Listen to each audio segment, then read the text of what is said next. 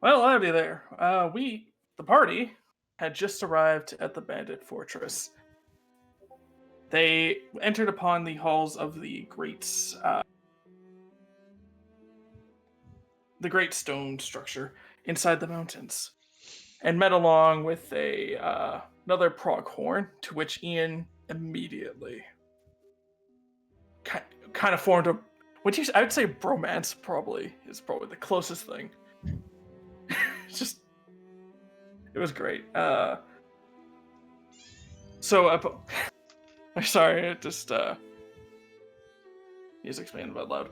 Uh, so upon entering, being shown around, Wainwright, who happens to be inside the medical wards, finds his parents, who have both abandoned their hometown to stay along with the bandits, as they were probably the closest ones to keep them safe.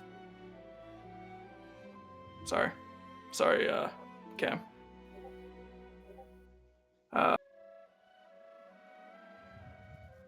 After a few minutes, Roko offered to help out with the medical ward. The Tutu notices her parents and asks Ian to keep her hidden so that way she can avoid talking about her past. It fails spectacularly, literally falling right in front of her parents. They go into a broom closet and basically she gets chewed out by both her dad and mom for abandoning the fortress without telling them. Where Rufus then knocks on the door and tells him to hurry the hell up so that way he can get a fucking mop. Rufus insults Wainwright. Ian's about to punch a bitch, and that's pretty much where we just kind of left off. Sorry if that was unprepared, because it was. It's all good. You may have an inspiration. Cheers. Yes, and in addition, Tutu did have that kind of heart-to-heart with her parents, and the rest of you mulled about for about 8 hours doing various business and busy work. And Roko, the time for your meeting with this begrudged janitor is approaching. Okay. You are currently in the barracks. I'm assuming you're going to this meeting? Yeah. And what did you get? What did you guys at this meeting once again? I don't know, Andy. Where'd you say you wanted to meet? I didn't actually. I don't think we set a location, did we? I think we would just probably meet back at the closet. No, I think you did. I think you said like the mess hall or some shit. Wasn't it the mess hall? I don't recall saying the mess hall, but I guess we can meet there. I mean, for all intents and purposes, it doesn't matter that much, I suppose. Yeah. I mean, Andy's in a spot. Andy's character's been here. I'm assuming he would give us a spot that is Yeah, well, we can just say the mess hall. reclusive, right? Yeah, that we wouldn't get. Yeah. Yeah, you can either stay in the mess hall or your closet. Either or. All right. I'd say the mess hall then. That'd probably be the easiest thing to find for the party since they're just new here. Okay. Roko, you go to the mess hall and you do see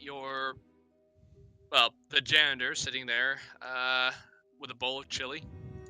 Hey, Matt. Oh.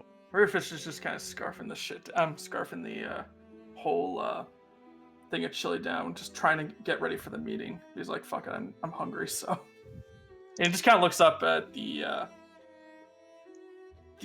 raccoon and just kind of says, "Oh." He's like, "1 second." He swallows his food. Much better. Sorry about that. Oh, hello there. How you doing? How you doing, Mac? So you said you wanted to have a talk? Yes. You wouldn't, please have a seat. Chili? It's okay, I ate already. Roko will pull up a chair. Fair enough.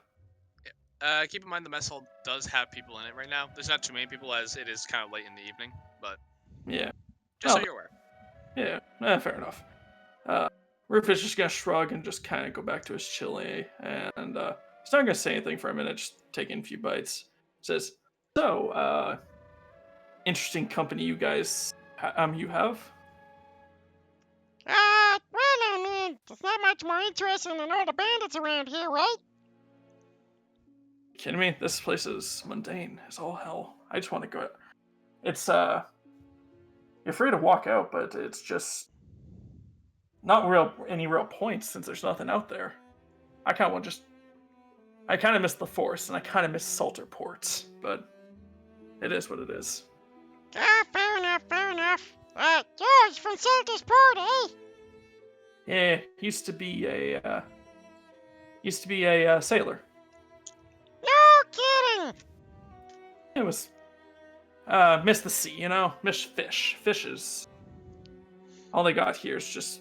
I mean, the food's good, but nothing quite like catching your meal straight Yeah. from the source. Well, to be fair, mountains are kinda about as far the opposite from the ocean you can get, so I can see your point. I got to be transferred. Had to be transferred all the way up here for purposes. What are you doing out here, by the way? No. What makes you? Sorry. I'm a bit tired. What brings you all the way out here towards the Great Baron of Nothing? Oh, well, you see, me and my friends were deciding that the bird council was becoming a bit of a problem, so we joined up with the bandits. See the world. Tutu found us. Recruited us, see. brought us in. Well, I mean, Aldahard is known for its. The council is not exactly well known for its fast action. I will grant you that. Oh, indeed. But you know what? It's also important to, look at the geopolitical system in its entirety, though. Yeah. Well,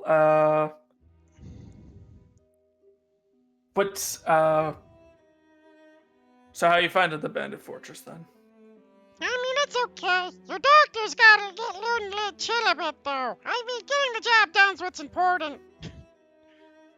Yeah, well, sometimes it's Doc is does have a bit of a stick up his ass, but he makes sure that people stay safe and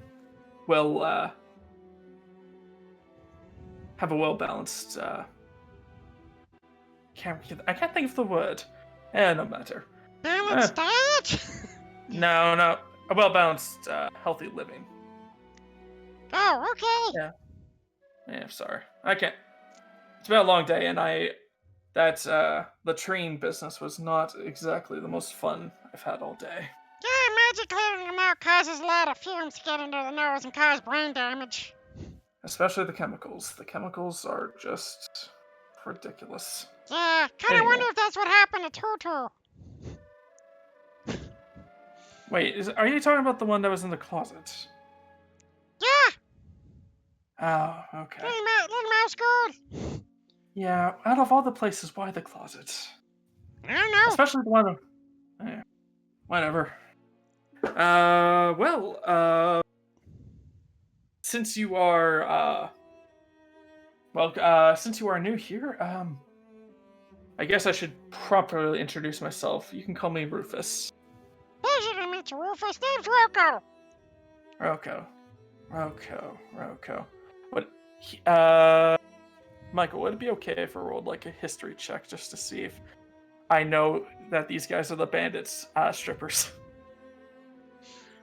Unfortunately, the one person who lived to tell the tale died in the woods. Shit. Okay. Did the did they tell me who they are? Their names? I mean, Yeah, you would get that information. You were just told you got their general appearances, but you weren't told their names. Well, shoot. I Yeah, mean, well. to be fair, with the bandit situation though, he wasn't the only one we let live. We let like entire groups live. That was the only one who we let live who we stripped naked at the time. I know. Don't worry. Yeah. So, what's everything going on with you there, Rufus? You seem rather interested in us. I wanted to apologize for yelling at your compatriots. I can get a bit hot-headed sometimes, and that's not the best situation to make friends here, especially since there's nothing really else to do here. Oh, I get it. I mean, tempers rise in these cabin fever sorts of situations. Yeah, it's the only thing you can really do here is eat food and kind of play cards, and that's it. Yeah, fair. They have If only- Yahtzee in the closet. in the broom closet. Yeah. Just pull it out. Just like here, I was able to smuggle this in. I mean, I don't know how you smuggle in Yahtzee. You just need dice. They also It's have the paper, Parcheesi. man. I also They have my vinyl. Sorry. Yeah, no, they also have Parcheesi here. So, Rufus, what you do around here besides cleaning? Well, I kind of got transferred here. Things have been a bit hectic ever since Scorch Grove, and well, they had to reshuffle some people. Try to keep an eye on everyone. So I'm mostly just here to wait out my tour here, and then try to return to Salterport, or at least somewhere close by, so that way I can experience.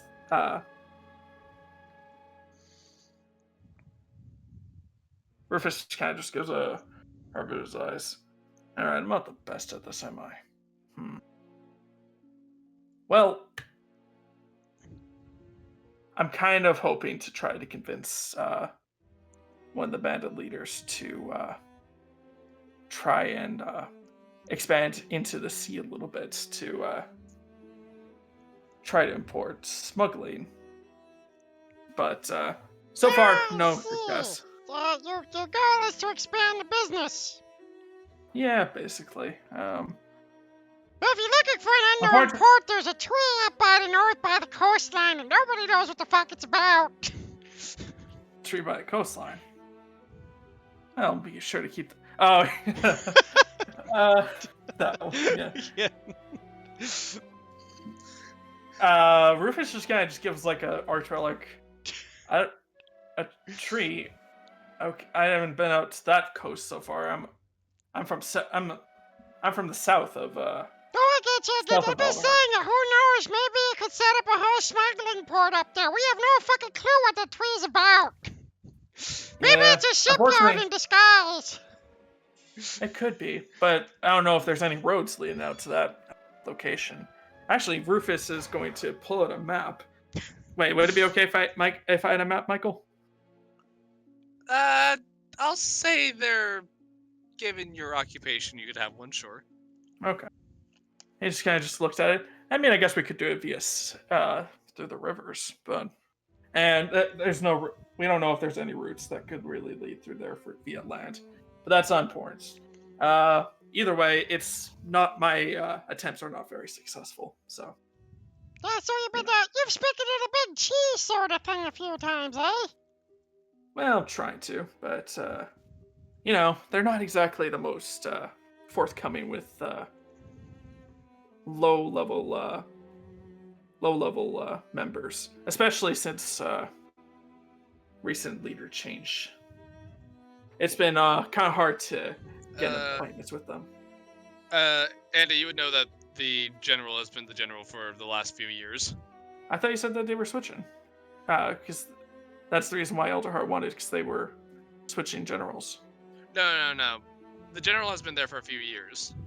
Okay. The switch is going to happen with Plan D. Okay. Yeah, and that's. I Right, think you're okay. thinking of Plan D.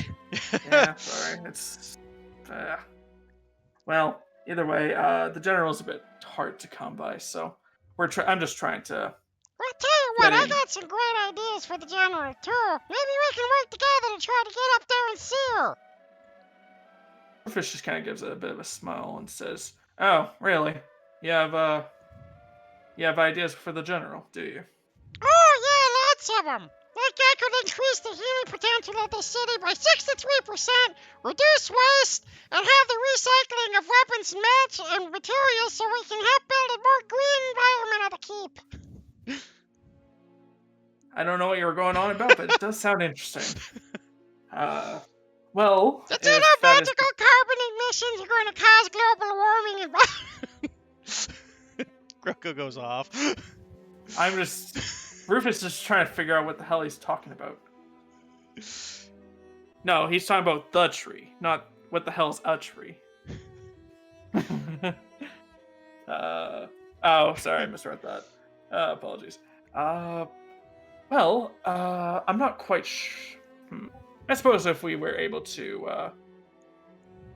I suppose we could try to persuade our way over to the top ranks to see if we can, talk to them. But, yeah, maybe we'll, is the rest of your, what about the rest of your, company? Are they here to convince them of, increasing, Oh yeah, we doing all want to efficiency? speak to the boss about efficiency, making everything better. What? So we're all here to help talk to the boss to see if we can make everything better. Okay. Rufus just kind of just gives a scratch of his chin. It's like, it would require a bit of a silver tongue to get close to them. I've known my way around this camp for a few days, but I suppose I could help you out if you're looking to benefit the rest of the camp. Well, They'd probably be be interested. helpful. I'm not a bad speaker myself, honestly. Yeah, you do sound like the intelligent sorts. I'll see what I can. I'll see if I can wrangle a few favors around here and try to get you close by. Oh, that'd be really helpful, Rufus. Yeah, just yeah. And well, I mean, like I said again, didn't start off on the right foot, but I definitely would like to try to be a bit better for you. Oh, that's And so cool. Rufus is going to just hold up a finger and says, "1 second," and he's going to hop down and he's going to grab another bowl of chili and place it in front of you. And he says, "Try the chili. I think you'll like it. But I think I'm going to call it a night here. Have fun." And he leaves. And beneath the bowl, there's a small note that says, that just reads, "Are you with LLL?"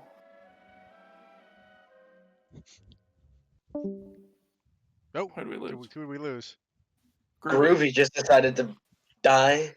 Groovy. Actually, you know what? I'm just gonna say LLL question mark. That's it. Okay, 1 second. I just gotta check some stuff. Moko will kind of look at that and nod. And goes, Well, He'll, Nerf is already gone. yeah, he but, will finish you his can bowl nudge. of chili, kind of tuck it away, and goes, and head over towards the rest of the party. What have the rest of you fucks been up to? Wainwright would have been with his parents like he said he would. All right. Ian would be doing fuck all. Wait, he's not hanging out with the other Procorn? No, he's busy. He's got a job. Listen, he's a productive member of society. I don't need to bother him. He's cool as shit, but he's got his responsibilities. Fair enough. I have found the book to reread, and I am doing so. All right.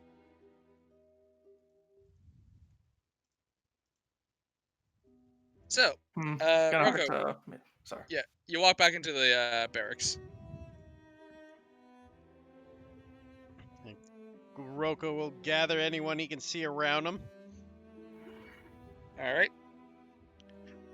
Guys, Mhm. we might have an ability to help us go speak to the bandit leader. Oh. Yeah, I met with Rufus. He's a really nice guy. He says he can give us a hand. He seems to be in the know, if you know what I mean. Wink, wink, nudge, nudge. Bob your uncle. In the know about what? Never mind, Ian. Never mind. That's the dumbest guy. I know. That's why I did it, was for the joke. Do you know where everybody else is, Ian?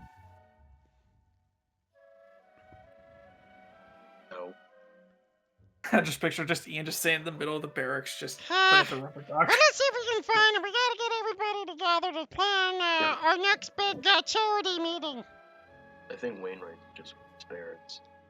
Okay, you go grab Wainwright. I'll go grab, Larry's gotta be around here somewhere. There's gotta be a library. I'm sure he's there. All right. There's not really a library, but there's like a shelf in the barracks of books. I was about to say, just like a small bookshelf in the corner. Yeah. Yep. Mostly It's like not. take one, leave one book. Yeah. And I am hanging around there. They're in seas. Ian walking towards him and just goes invisible. No, I'm going to get Wainwright. Yeah, I'm Roko's getting Wainwright. Ian. see- Rocco's getting Lyran because You he knows what that's all about. It's like, not today. I have books to read. Not false. Here you are, Lyran. Come on, we gotta get ourselves together. 2 big charity meetings to plan. I reluctantly put the book down, and I follow. Like just on the floor. Guess I'll just go No. grab Wainwright unless he's still busy with his parents and politely tells me. I don't know. Wainwright. Yeah, well, Wainwright would have been there, and he would have been like, well, Roku is busy, but I will give you some basic healing. So, fuck it, I don't need spell slots, surely. I'll waste another spell slot on casting another Cure Wounds that night. Alright, go for it. I see no reason why I would need to conserve spell slots in the middle of the enemy base. Alright. And yeah, by the time that Ian comes to me, he's probably just like sitting down nearby them. Not so much really doing anything, just like in their company. There. Wainwright, are you busy? He kind of like looks up and glances at you and looks back to the parents. No, I think I can spare a moment. Wow, what do you need, Ian? Roko wanted to talk about something and just told me to come get you. I understand. Alright, I'll be there in 5 minutes. Alright. And Ian will just walk away. And as after he goes, he'll just give his parents like a goodbye and just, you know, the usual, like, you know, take care of yourselves, I'll be fine, don't worry about it, just make sure he gets rest and that kind of stuff before following. And they more or less kind of reciprocate the same thing as you are, as you go and follow after Ian after a few minutes. Okay, guys. All right, soon we're all together. Yeah, you all get together. Okay, guys. Rocco will close the door so we get some privacy. Bring Privacy's a little hard to get in the fortress, but I'll say you guys can definitely find yourselves like a small little room that's not being used for the moment. Activate the cone of silence. Good old Kit Smart. So, I have that guys. Blu-ray and it's amazing. Yeah, Rocco gets the party together. Goes, Okay, guys, here's the deal. I talked to someone who can help us get to the boss so we can discuss our plans of recycling and making the world a better place through the efforts of people together. Wink, wink, nudge, nudge. We're doing recycling. Yes, Ed, Yep. we are doing recycling. Alright. That sounds cool. Well, in any case, we need to speak to the big cheese up top so we can get the plan in motion. Also, I think our new friend here happens to be involved with a good another fellow friend of ours. One who kind of was big on the recycling mission.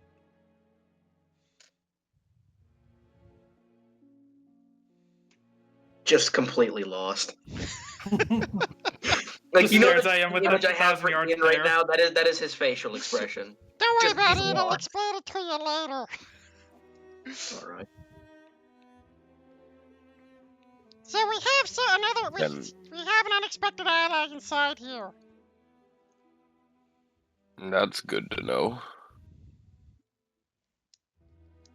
So, what's the plan then?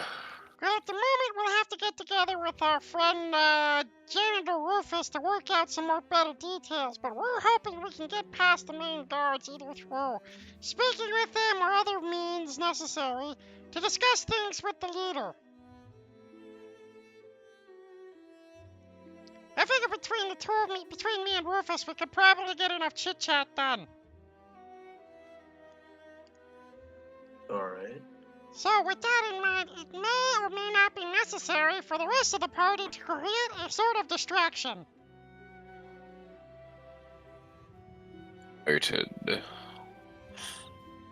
What kind of distraction? Nothing too violent, Ian.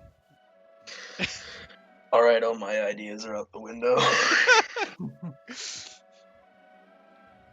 But we'll discuss it with Rufus when we see him next. All right. So just so you know, Rufus is one of the main recyclers of the group. I mean, he's a janitor. That makes sense. Exactly. God damn it, Ian, that was good. I'm not even gonna lie. That was fucking delicious. That was amazing. God, I'm in my element playing a low intelligence character, man. Such a good feeling, isn't it? Yeah. You're right, Ian. Exactly. In any case, though, with us all working together, we should be able to reduce the carbon intake by quite a bit by the end of the week. All right. How do y'all? Not that any of us know what carbon is, but continue. How do y'all plan on Goddess Recyclia has convincing- shared many of the ancient secrets with Rocco, Michael. Sure. convincing the head honcho to go along with your recycling plan? Well, I'm hoping with me and Rufus we will be able to discuss it with them and make it work. I mean, honestly, it is best for everybody if we recycle. The planet kind of needs it, and let's be honest, this makes everybody happier and better off, right? Yeah. Yeah, but not everyone's willing to change so easily. That's true. There are Why those not? that are Recycling's kinda resistant to cool. the temptations of recycling and the hard work it is required to do. This is just slowly turning into a Captain Planet episode. I love it. Ever since Violent Rocco episode of Captain Planet ever. doesn't have Captain Planet meets the Secret of Nim. It's gonna be great. You're saying Guys, should I be worried? Yes. Dude, we're at the point of no return right now. No, like, we are so far off the deep end, it's not even funny. Like, you know that scene in Back to the Future 3 where there's like the train that's going off the edge? Yeah, we're already off the edge and we're like 10 feet away from the ground. In any case, guys, I think our best option then is to try to figure out how to get to the captain as soon as possible, because the longer we wait for recycling, the worse damage that'll be done.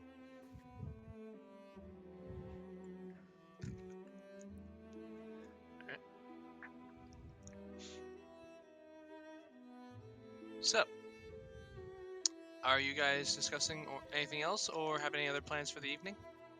Anybody else got anything else to say? No, I don't think so. recycling's pretty straightforward. Well, in that case, meeting adjourned. Good recycling talk, guys. Keep the earth green and let's get back to work. Go team! With your powers combined, I'm Captain Planet. You guys just walk out of whatever room you were in, and you just see a passing map patch kind of look at you guys and just kind of like cock an eyebrow. Glory to Recyclia! Hey, Recyclia, brother! as Rocco does the symbol of Recyclia of making an R in the air. Sure. Would you like to Hey. hear a sermon? Ian You is know, going to start speed walking away at this point. Hand him a brochure. Rocco gets it, takes out one of his pamphlets. Do you have to? you know, I would, but unfortunately, I have guard duty, and I was just getting back from my break. I'll see you later. And he just like starts fast walking away. Best part of this See- is it's not even out of ordinary for Rocco to do this shit, so it's not suspicious. He's been doing it since he's walked in here. See, I think Rocco makes the perfect spy because nobody will look at him. Because Straight anytime he up. talks, he's just like, "Do you have 2 minutes to talk about the environment?" And everybody literally puts their hand up to their face and like, I don't see you. I don't see you. Walk by, pretend I haven't noticed. That's literally what spies do as well. Like, it's not even a meme. Yeah, I know. I know, but Rocco is just so loud and obnoxious that people actively avoid them. But anyway, so you guys rest for the evening. Woohoo. Hours later, you are all awoken by an unfamiliar face. You see what looks to be a Vulpin wearing robes and like wearing kind of like loose clothing that kind of gets tight around the belt. Like you can see like he's wearing bandit colors, so you know obviously he works here. And it just kind of has like this sort of like emotionless expression on his face. He says, "All right, you guys are the new ones, yes? Yeah, we're the new recruits. Good. Follow Yeah. me. Orientation is about to begin." Have we had a long rest or not? Cause Yeah, you guys have had a long rest. okay, because you said a few hours, so I wasn't positive. Oh yeah, no, you guys gain the benefits of a long rest. Imagine if we didn't. Rather I'm not that early. cruel. Anyway, he starts to walk off and he kind of leads you into a room. Inside, you can see what seems to be like this longer table with a couple chairs kind of pulled up to it. Kind of reminds you a bit of a classroom, as there is a chalkboard on one end of it. And he starts talking. He says, "All right, so you are the new recruits, but I am not certain of how you are aware of how our business here works." Is it consisting of collect underpants? Profit? In a way, yes. So, in our economic, moral, and political world, there exists a niche in which we exist and prosper. Now, some of you may be here for morality, so others glory, and some of you are here to make a profit. But no matter which way you slice it, this operation here takes money, effectively making us a business to operate. Now, unlike most businesses whose customers come to them, we must approach our customers, whether they wish to be serviced or not. Our business is simple. We go and he puts up air quotes, service our customers, takes what we need, and then leave. It almost Whatever. sounds like a prostitution ring. If it were profitable enough for us to do, I don't doubt that it'd be something considered. But unfortunately, the skill sets in which the people here find themselves in are not the skill sets for such a endeavor. So we must use what we have to make our business work as effectively as we can. So, as for all of you, you have a simple idea of how the business works, but there are a few other things we need to discuss before your place in our organization can be cemented. Now, first thing I need to ask, are any of you willing to or seeking to engage in any sort of thievery or combat? The moment combat is mentioned, Ian raises his hand. Alright, one. Anyone else? I'm in the That mood. seems pretty straightforward to me. I mean, I can fight when necessary, but I'm in more the healing department. But are you opposed to taking any sort of riskier endeavor, such as participating in a sort of of a sort of robbing or highwayman party, I mean, Holy that's shit. offering your skill set in any way that is useful to the organization in that capacity. Is raising your hand opting out? No, it's opting in. Oh fuck! I thought it was opting out. I was about to say, oh god, that is so out of character for Ian to opt out of combat. The fuck? No, raising your hand is opting in. Okay. Well, I mean, I suppose if necessary, but honestly, I'd probably be better off doing other things. Banditry can be kind of dangerous. You never know who you will bump into on the road. Very, Uh, very, very well. I think my skill set's much more suited to staying back here. All right. And what about you? As he looks to you, Lyran. Uh, I'll follow the big guy. All right. So you two will be given. So you two could potentially end up in combat teams or thievery teams. Excellent. So, as far as our business is concluded, for those of you who take the more riskier positions out in the field, you are given more compensation for your duties. And if in the event that you should experience any sort of loss in physical ability, whether it be via amputation or some other form of bodily harm that would permanently disable you, the Coalition is prepared to give you fair compensation for such injuries, either to be given to yourself or to your next of kin if provided necessary. Well, I know someone who really could appreciate that. We do not provide services for people who have already been injured before joining the Coalition. Oh, I got it. Okay, yeah, fair. Now, for you two, for all of you, I will have constructs assigned, but for you two, I will have some extra paperwork going over the prices of which your hands, arms, eyes, and other body parts are worth, if in the event you lose them or are permanently disabled. In our job, there are certain risks that we take, even here at the fortress. Should the fortress be held under attack, we will all have responsibilities to ensure the safety of ourselves and our fellow compatriots.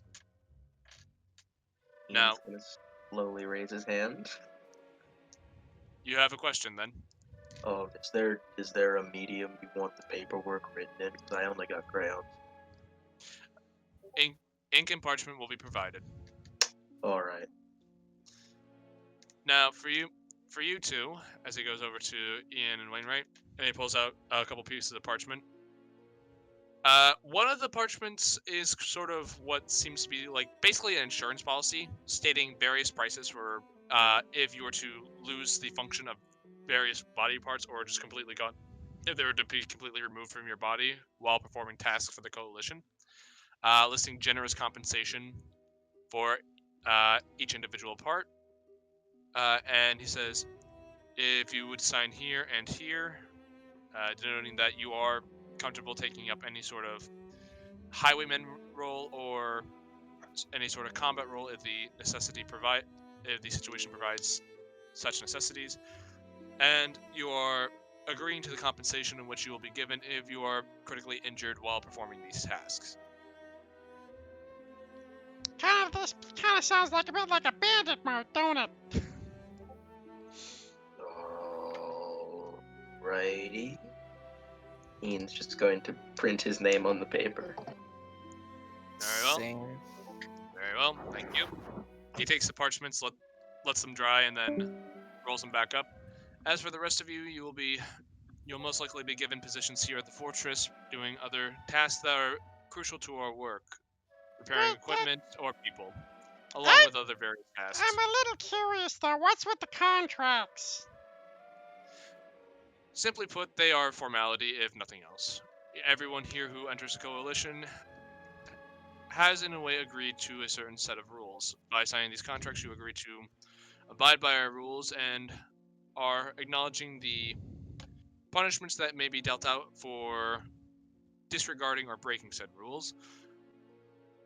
Some of which are light, such as cheating in cards, for example, tends to be one that people get caught around here doing more often than they should.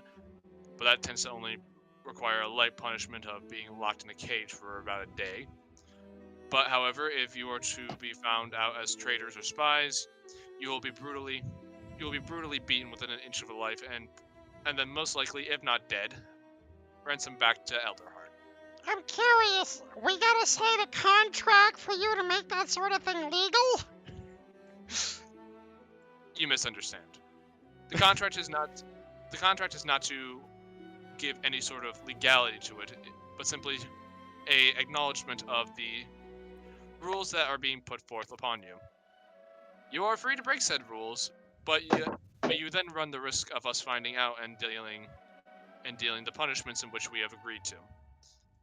It's more for your warning and pre-knowledge before officially joining our coalition. Okay, I guess. Just seems weird to make contracts for it is all. It's one of the changes made within the last few years. It's more to promote a professional atmosphere and to make sure everyone is on the same page when interacting with each other in terms of how the structure of this organization is to be laid out. Okay, fair enough, Bub. My name is Jim. Okay, Bubby Jim. His expression doesn't change.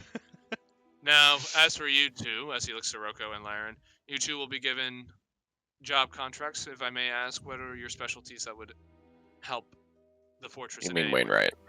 I'm sorry, Wainwright and Roko. Would I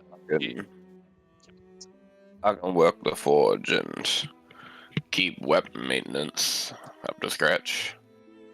I'm a hell of a healer. Very well. We can put these skills to work. Now, if you don't mind me asking, what would happen if we chose to leave at any point? If we decided that, nah, the bandit in life ain't for me, would there be repercussions? Can a contract be voided or broken? In the event you wish to withdraw from the Bandit Coalition, you are free to do so under certain clauses and conditions. Upon leaving, you are to give any equipment that has been given to you by the Coalition and return it to the Coalition. You are also to pay a leaving fee, and if we have any reason to believe that you have any intention to ride us out to Elderheart, we will, by all measures, protect ourselves and our business into any capacity that we find necessary. What would that leaving fee be? The leaving fee tends to usually be around 50 to 100 gold, depending on how much information you know about the coalition. If you're a low-ranking member working here, simply in lowly positions or workmen's positions, the fee tends to be around 50 gold. However, if you are part of raiding parties and are privy to such knowledge as bandit tactics or our backwoods roads, you tend to have a much higher leaving fee. And if you become a captain or higher, you have sworn a lifelong commitment to the coalition, and leaving is no longer an option for you. Well, good news. Good to know. Seems a bit high, but who am I to judge? You misunderstand. Upon every successful raid, you will be given a certain percentage of the raid. You'll make more money with us being part of raiding teams than most men make in a year. Suppose so. Now as your ranks are to be and jobs are to be different, you are likely to be split up now to be given your intros for your duties. I will pass you off. If you'll follow me, I will pass you off to your appropriate captains. Well, Roko's just gonna walk up next to Wainwright and goes, Is it just me or does this seem like really fucking weird for a bandit camp? but I expected it all. I mean, what the hell is the point of contracts unless you have a legal system to enforce them? Otherwise, it's kind of just a piece of paper. I say that think like it's like for your brochures, Rocco. I think it just makes them feel better. Yeah, but are I you don't also Oh, sorry. saying that loud enough for him to hear? No, I'm just whispering it. Okay. Same. Oh, I think maybe it's like an internal rules thing, guess. just to keep a bit of order between. I guess when you're running a group of bandits, there needs to be some kind of rule system. Otherwise, what's to stop just utter chaos from breaking out? Well, I mean, I suppose so. It's not that I'm against the rules system, it's just where they make you sign contracts is all. It's usually a demonic presence sort Yeah, of thing. Gotta hope the yeah. other two just didn't sell their souls to the devil unknowingly. It is a bit of a weird thing, but well, what can we do? Hmm.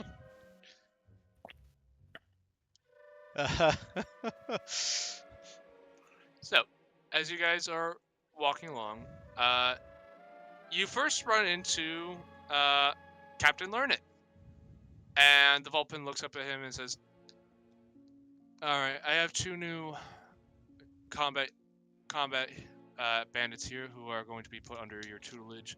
If you'd like to teach them, that'd be fantastic." And Captain Yeah. Leonard looks at the group and says, "Oh, I wasn't expecting to see you all so soon. Well, which one of you are lucky enough to be put under my tutelage?" Ian immediately walks forward. Ah, good man, good man. Yes! I give an uncertain wave. Ah, I get the two best of your group. No offense to the rest of you, of course. Oh, feel All free right. to take it, nobody else will. Now, come along, you two. We've got lots of work to do. And you two are starting to be kind of walked back into the courtyard. Wainwright, you are led now down to the forge where you had been yesterday. You see the Curvin man down there as before, and he says, "Oh, so I Morning. guess you're back again so soon?" I suppose it's part of the orientation. Alright, well, get your ass over here. We got a lot of work to get done today. Very well. And then Roko, you are dropped off in the medical ward, where you're also kind of familiar. Hey, Doc, how's it going? Oh, good, you're back. Well, I could use some more help here. It's always appreciated. when Oh, you no get more. worries. Rocco just cracks his neck left and right and then just does a knuckle crack. Let's get to it. Oh, may the gods help me. Do a sickly help zone. Rocco walks in. You guys spend your day, the next 8 or so hours, learning your basic job functions, which most of you are familiar with anyway. Ian and Lyron, Captain Learn says, "All right, boys, now, you may think that us bandits are the heroic sort of take from the rich, give to the poor types, and to which fact we are, but we do not. We try to avoid killing when possible. Now, there are times when you are permitted to do so in self-defense. If you're approached by Converge Guard, for example, if you get captured by them, well, we try not to get captured by them. So, fight like hell if you have to go up against them. However, for anyone else, your main goal is to intimidate and to receive any sort of valuables that they have without a fight." Alright. If you do have to get rough with people, that is okay, so long as you try not to leave them injured. A good way to do this, and he pulls out two short swords. They're wooden, and it goes up to a training dummy. What you want to do is you want to get up to someone, get right next to them, put your sword close to their neck, put your leg behind their leg, and then push them forward so they trip down. Quickly get down to their level and and then point your sword at them, and that usually gets them to do what you want. How would I do this? And Ian's gonna pull out his maul. Well, for something like that, what you'd want to do then is you'd probably want to take the, and he kind of like, would you mind if I see? Not at all. So what you want to do, and if you'll just stand right there, Yep. you can see him kind of take the maul. He kind of like swings it overhead past your body, and then kind of uses it to kind of hook your leg, pull it up, and cause you to fall down on your back. All right. And then once you have someone down there using your size and strength, I would suggest lightly enough putting your hoof on their chest, and then making it very clear that you can smash their head like a watermelon. I feel like I feel like they're aware of that when they see me. Oh no, but this gives you a much better angle to make that clear. Yeah. Gee, it does. He'll help you back up off the ground and hand you your maul. And what about you? You said you were a practitioner of the arcane arts. Yes? Ian is vigorously taking notes. I nod. Alright, so for you then, I would suggest, unless you are prepared to kill someone, I am not the best prepared to tell you how to do your magic-y business, but I do know someone who might be a bit better at that. Let me see if I can't find them. And you can see him walk off, and then a I minute follow. later, you follow him in a minute. He says, yes.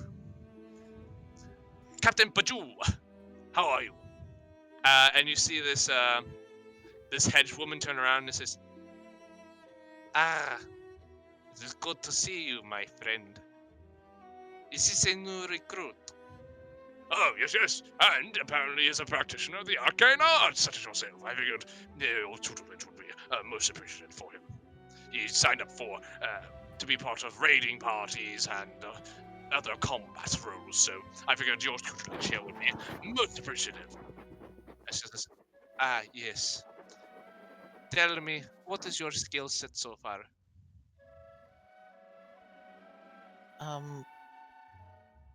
Most standard utility rituals. Basic evocation, abjuration.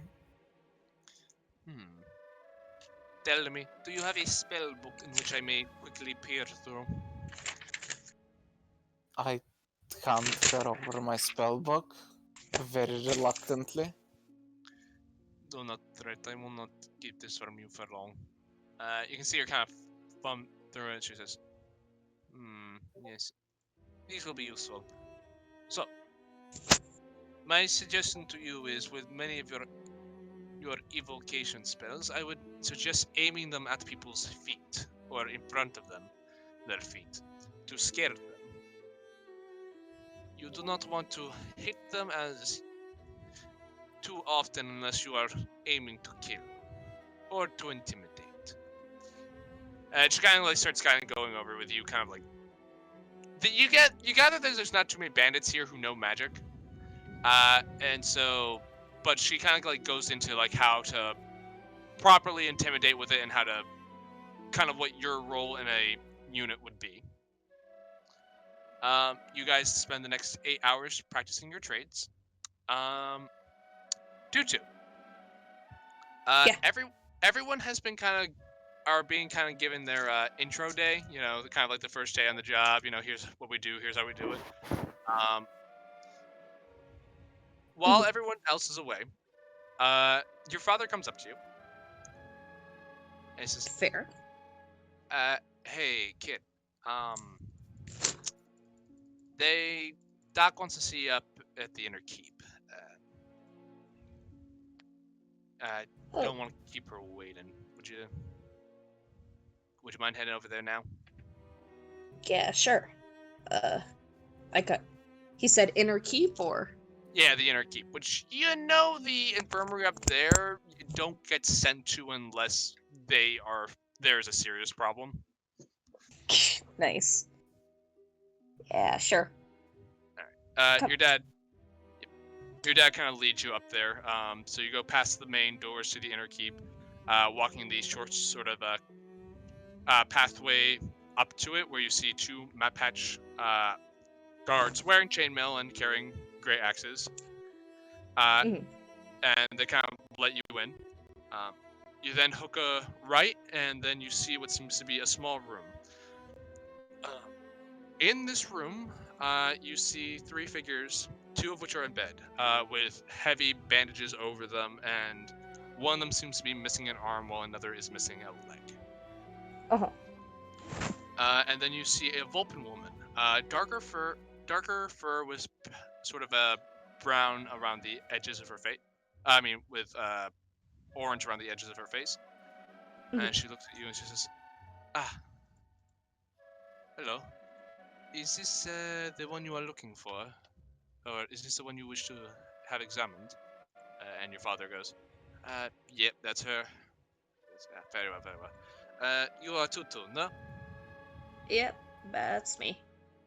Alright, take a seat on the open bed there. I take a seat. And I'm just gonna, like... I imagine... Am I, like... I don't imagine I'm, like, fully kitted out in my gear all the time. So, That is up to you. yeah. For this I probably wouldn't be, you know. It's like trust and all that shit, you know, where it's a whole bandit fucking family. Yeah, so you probably left it in your foot locker. Yeah. She kind of looks at you and she starts examining your head specifically. Yeah. And then you can feel her kind of like tracing her fingers over the scar on your head and goes, yes, that would do it. Yeah, you don't say. So I am told you are experiencing memory loss, behavioral changes, and difficulty forming new memories. No, What was the last part? difficulties forming new memories. No. Yes, that's all correct. Laura, you had a perfect opportunity to just go, what was that last part? Again.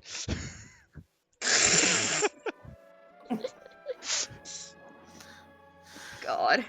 And depending on the mental stats of the other person, you could have been stuck in that loop for hours. So,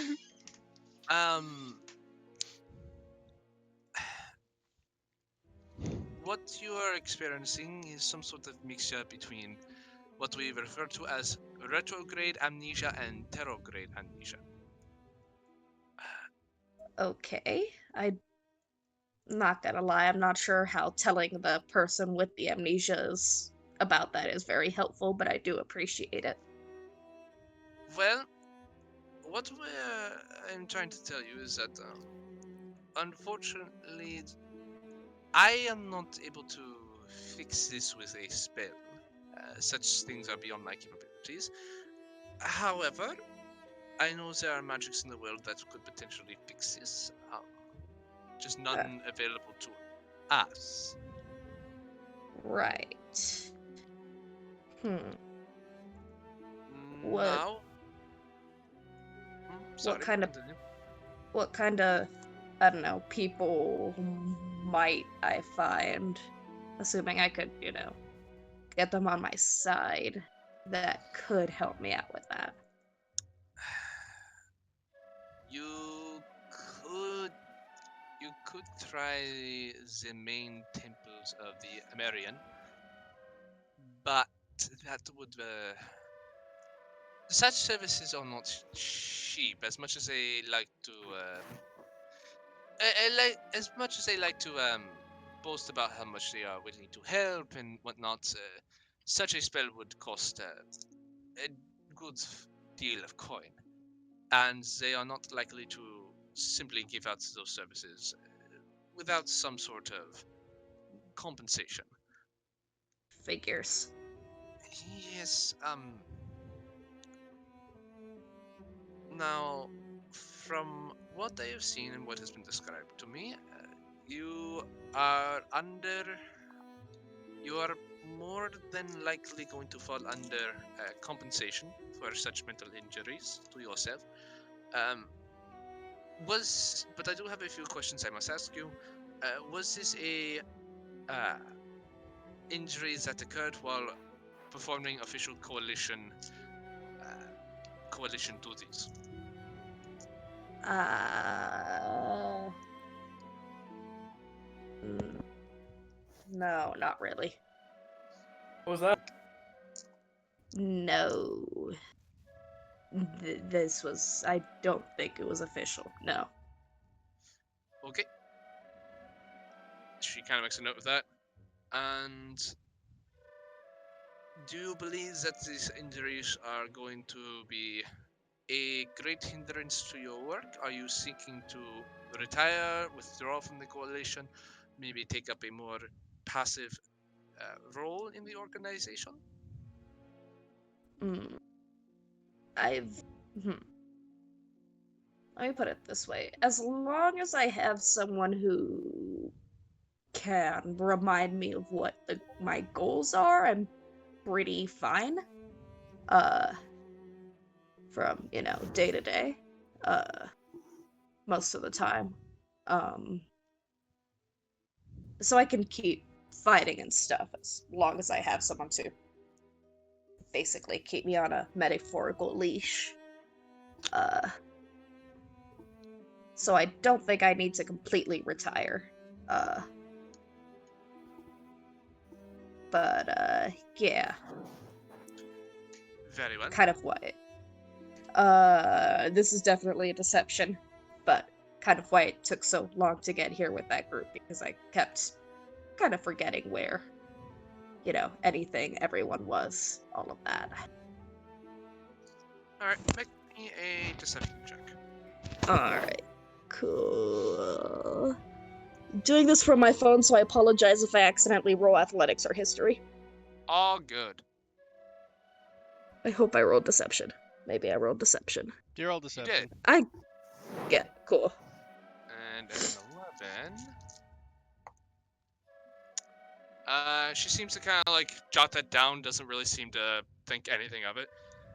She says, okay, very well. Okay. You're while you are probably going to be given some form of compensation, it's probably not going to be as much due to the fact that the injury occurred off duty. But as far as things that we can do to assist you in coping with these injuries, we can try to work on mental exercises to help keep you focused. But in terms of recovering lost memories or your ability to form new ones are going to be yet to be seen. Right. We will, if you get put back on the team, we will make sure that your commanding officer is aware of your predicament and your condition. And we will do what we can to help you cope with any physical or mental injuries or emotional injuries that sustained from this accident. Right. Thank you. Appreciate it. Of course, we are not going to simply turn a blind eye to one of our own, of course. Yeah. No, I feel it. It's yeah. Okay. Now let me. I'll have to give a report to someone, but you should expect your compensation within the next few days here. Yeah. If it's all good, can you entrust it to my dad or mom? One of them. Yes, that could be easily arranged if you here. And she gives you a piece of parchment and says, if you could just sign right there, saying that you are giving this compensation to a relative and whose that is. Yeah. That's perfectly fine. Yep. And, I sign it. All of that. and as you're signing that, your dad just kind of looks at you. He's like, "Kiddo, you sure you want to do that?" I mean, Yeah. I contemplate the various ducky expenses and say, yeah, I'm sure. fair. He says, All right. And you can see that he also signs on a line, acknowledging that he will be given the compensation which you are owed. Uh, and so the doctor looks at you and she says, "All right. Is there any questions you have for me, or do you wish to continue on with your day?" Uh, I guess my question for you is this likely to get worse over the years? Is it likely to get better over the years, or am I like without magical intervention? What am I looking at in the long term here? It's hard to say. Injuries to the mind and the brain are ill documented, and they are very individually based on certain circumstances, the particular severity of the injury, your own mental fortitudes. Lots of these things are considered variables. It's hard to say. I would suggest you try maybe taking notes of your day, seeing how much of it you can remember by the end of it. Start to get into patterns of taking mental exercises in terms of going through a checklist of things that you have done throughout the day and things you need to do. Fair enough. Yeah. Alrighty, thanks. Yes, of course. Anything else? Not that I can think of. Thanks for your time. Of course. Uh, and she opens the door for you, and you two walk out. Kind of look at my dad for a second, then go, look, if I end up a drooling mess, I trust you guys to, use the gold much more than I would, so, Hey, it's not gonna be like that. Listen, you're gonna get better. I know. You have a lot of faith in me, but I hope so. Of course, I got a lot of faith in you. You're my kid, after all, and if you did anything worse, I'd disown you.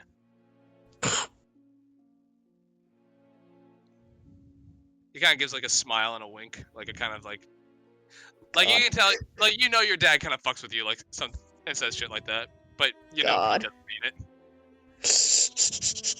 I roll my eyes. Tutu's in the infirmary, right?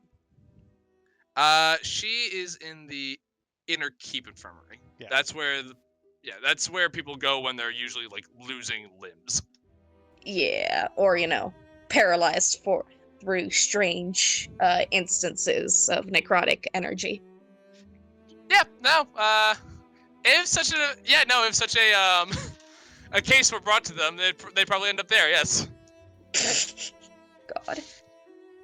So you two leave the inner keep and return to the main courtyard. Yeah. The rest of you, Rufus, are you up to anything today, or you just continue being the janitor for now? Well, I thought it was just kind of a assigned tasks for the day. So Rufus just basically does whatever he's assigned to do. Actually, you know what? Rufus is going to, while he's doing his jobs, he's going to try to see if he can find any information on maybe how to get closer to the general. Okay. Roll me an investigation check. Right. 18. 18. All right. So you pick up a couple things in terms of just the general. First off, you get some things about the general attitude of most of the bandits here. You learn that the bandit coalition used to be far less organized and effective force until the general took over. She's changed things. She's made things a lot more official. She's made sure that things are well stocked. Prep is a mandated part of any official banditing business. She has been very tentative to make sure that this place is running as effectively as possible. Yeah. And you've also learned that ever since she's taken over, she's made a strong point to make sure that anyone here who doesn't want to fight doesn't have to, and that they'll be taken care of along with everyone else so long as they are working. And for those who cannot work yet, such as children or the infirm or injured, she makes sure that they are well looked after. All right, so I'm not quite sure if that's going to help us sneak in, but it might keep us in mind that no, like I'm just no. This is Rufus just thinking like, okay, so let's see what I do know about this place, and that's kind of he's just kind of mentally checking off what he might be able to use and what he might not be able to use. Okay. So she's efficient, so she might be the type of person that probably goes around checking to see if things are operating smoothly or talking with people that basically manage certain aspects of the camp. So maybe we could use that. You also learn that she herself will go out of her way to acknowledge excellence from those working in the coalition. She has been known to call people into her office to personally give them bonuses or promotions if she finds that their work is to be above and beyond. All right, make sure to keep that in mind. So we could either try to do a job spectacularly or try to sneak our way in, but that probably is going to cause more issues than not. So probably the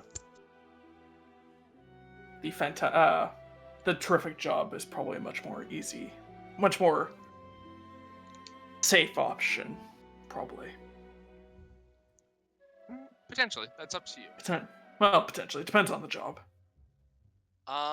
As for the rest of you, as you're working your days, can I have Wainwright? Can I have a smithing tool check from you to see how your work for the day goes? Just like a flat roll with proficiency.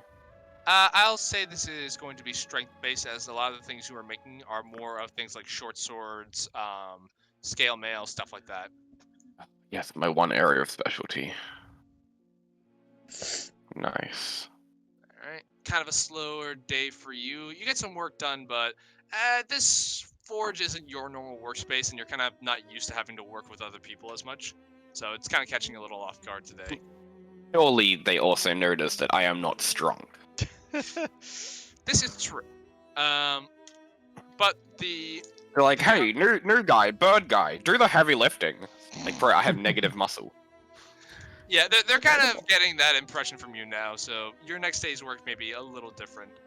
Rocco, can I get a medicine check from you as you're working in the medical ward all day? Would Roko, I have the spell prepared for this sort of thing. Can I enhance it? Can I burn my 2 spell slots for enhanced abilities?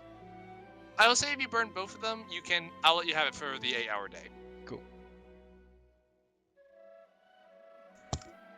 And advantage.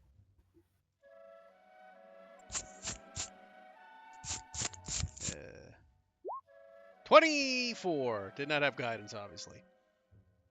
All right, 24.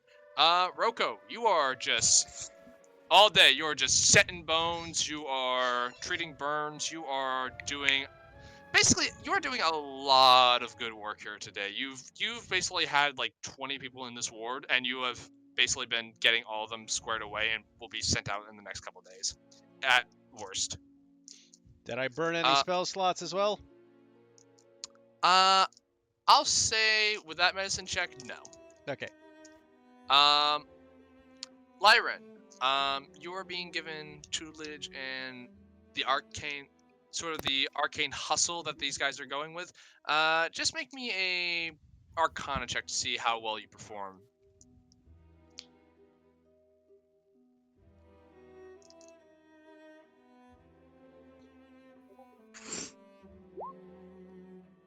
.24 as well. All right.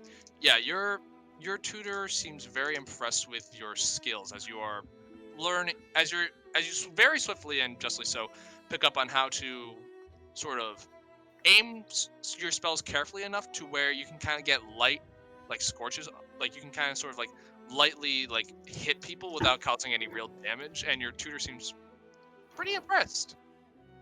And Ian, make me an athletics check to see how well your training goes today as you're learning the more physical aspects of banditry.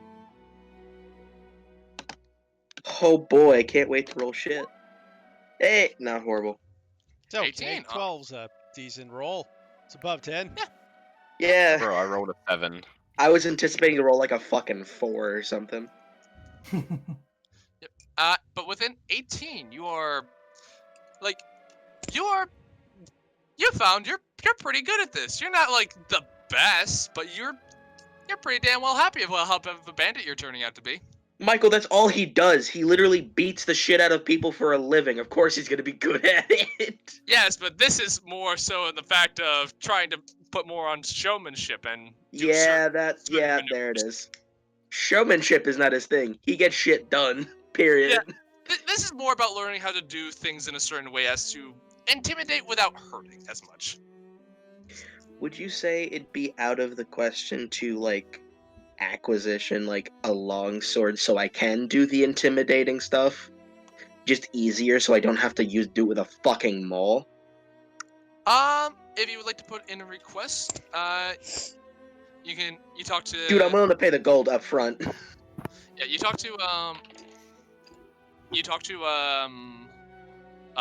learn it, and he says, if you wish to put in a request for such equipment, I can do that for you and get back to you and let you know if you've been approved or not. That we should have that by tomorrow if you are. That sounds good. That'd be great. Right, good. So you guys spend your 8 hours doing your various tasks, and afterwards your orientation day is more or less complete. And it's about around 4 o'clock by the time you guys are kind of told, all right, good work, get out of here, go take a rest. Question: does my arcane teacher have scribing supplies for the purposes of inscribing spells? Let me check. She looks at you and says, yeah, I can do that. What sort of things you looking for? I show her one of the spells that I want inscribed. The which one? Let's go with Witch Bolt. I'm in the mood to never inscribe mage armor just for the meme. Fair. She looks at you and she says, yeah, but that I can't get you for free. That's gonna end up, you're gonna have to pay full price for that. I nod and I go, I'm fine with that.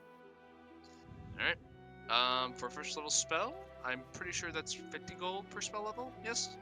Yes. Alright, so if you want, you can hand her 50 golds worth of gold, and she will give you 50 golds worth of enchanted parchment and ink. And she says, I don't have too much more than that, so not gonna promise you anything more. Yay. But you guys get your 8 hours of day training done. You are able to reconvene in the mess hall. What do you do?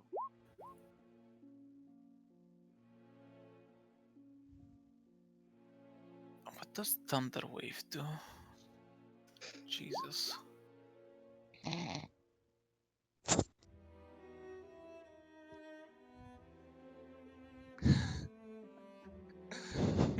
She just keeps forgetting that she has porn. Yeah. I mean, I don't know. Shit, some people's. Guess I'm just eating. I go to catch up with the others. Your father sees you pull out the book every once in a while and immediately closes it. He's like, what do you got there, kid? You probably don't want to know. I wish I didn't know. I keep thinking it's a good story. It's not a good story. What is it? It's porn. I don't know why I still have it. I tell this to him completely with a straight face, completely blankly. Very nice. You don't know why you have porn. Kind of squint, and I say, I feel like had something to do with owlbears. Your father gets You got the porn from the owlbears? Your father gets a very concerned look and like, do you mind if I... He just kind of like holds out his hand. I pass it to him, like, fuck it, if he wants to read the smut, I don't give a shit. It's his business what he does with it. God, that name though, an unusually cunning Vulpin. That's like on the same tier of the lusty Argonian maid. God. I keep thinking, this is honestly a mistake. I keep thinking it's like a fucking Aesop's Fable shit. And I go, Nah, man. And then I remember, it's not. There it is! There's so much porn! He looks at it, he like looks at it, kind of reads the back, like, sort of summary thing, he goes, didn't realize you were into that. I mean... I didn't know I was into that either. He hands it back to you and says, I'm not judging. You're an adult. I mean, you like girls, that's fine. I just stare at him, like, blankly for a few seconds and go, I honestly keep thinking it's a storybook and it's not a storybook. Oh. You know, I'm sure a lot of guys here would eagerly take that off your hands if you want to sell it to them. I mean, you're not wrong. And The then I start put of it the back in my underground porn ring in the bandit stronghold. He just looks at you and says, do me a favor, don't tell your mother. Yeah, sure. Okay. This is the one time when the child's like, no, Dad, I swear I didn't know it was porn, and it was actually true. Yeah. Alright, go get rid of that and go eat, and I'll talk to you later. I'll talk to your mom, and I'll make sure she doesn't. Just get rid of it before we see you again. Swear. I mentally note that and about, by the time I get to the mess hall, I imagine it's kind of slipped my mind. You know what? Make me an intelligence saving throw. Okay. Oh boy. It's save, there's it's save, there's it's save. Completely gone. You get to the mess hall, you're like, what was I talking about again? It's fine. I'm alive, that's all that matters. Yeah, pretty much. This is how Tatu has been for a while now. Just coasting along, completely forgetting conversations. It's all good. Swear to God. She needs some sticky notes, man. Like, that'll solve her problems. Yeah. You gotta talk to Roko. She just writes on her hands, like, sell porn. Yeah, that's not gonna get any questions. All right, good job, Michael. No, exactly. It's gonna be, and then she's gonna look at it later and be like, "What is it? Why am I trying to sell porn? Why am I not surprised in this campaign in particular? One of the characters literally just has nearly permanently written on their hand, "Sell porn." This part is after they sell it, it's still on their hand, and they still are going, I guess I gotta get porn to sell. Alright then. I guess There Pat is had a great business idea. There is demand, and goddammit, I am going to supply. just turns into the get tattooed on your hand. Who came up with that name, though? Me.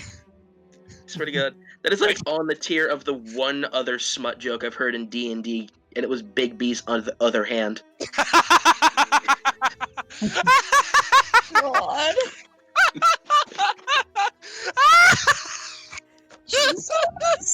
You broke Michael. God.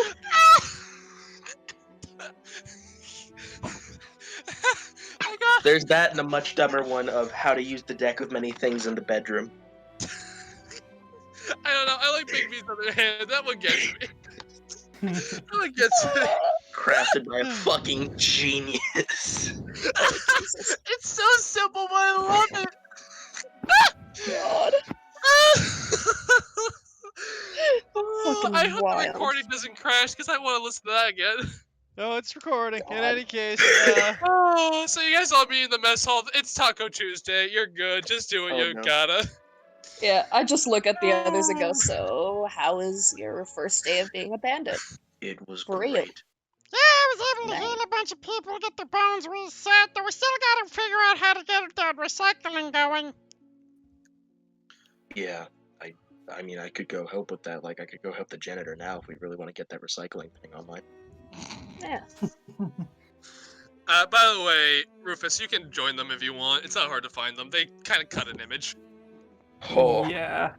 Yeah, well, I'd say that Rufus is probably down for having dinner right now. He's probably off his shift. Oh, Yeah, hey, you didn't do Rufus! anything. My favorite group of... Actually, I do not know how to describe you. You guys kind of scare me a little bit. Especially that guy. that He points to you reaction again. from people. Yeah, we have that effect on people for some reason or another. I blame Tutu. Yeah, no, She's that's a fair terrifying. reaction. Yeah. Yeah, no. Apparently dude, there was I'm rumors a very while worried. back of, I don't know, I stopped trusting people after I heard rumors of this group of people just stripping them naked and leaving them out in the wilderness. It's not a thing yet. The one person who they did that to who lived is dead. I know, Their it was legacy not lives comical. on, Michael.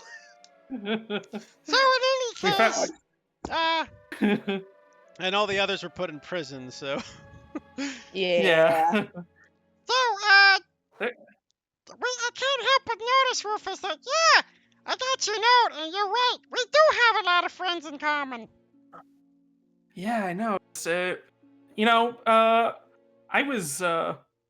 I've been part of the whole recycling program since I was about Guy that was talking about the 30? recycling. What? You were the guy that was talking about the recycling? Yeah. This is our new friend Rufus, Ian.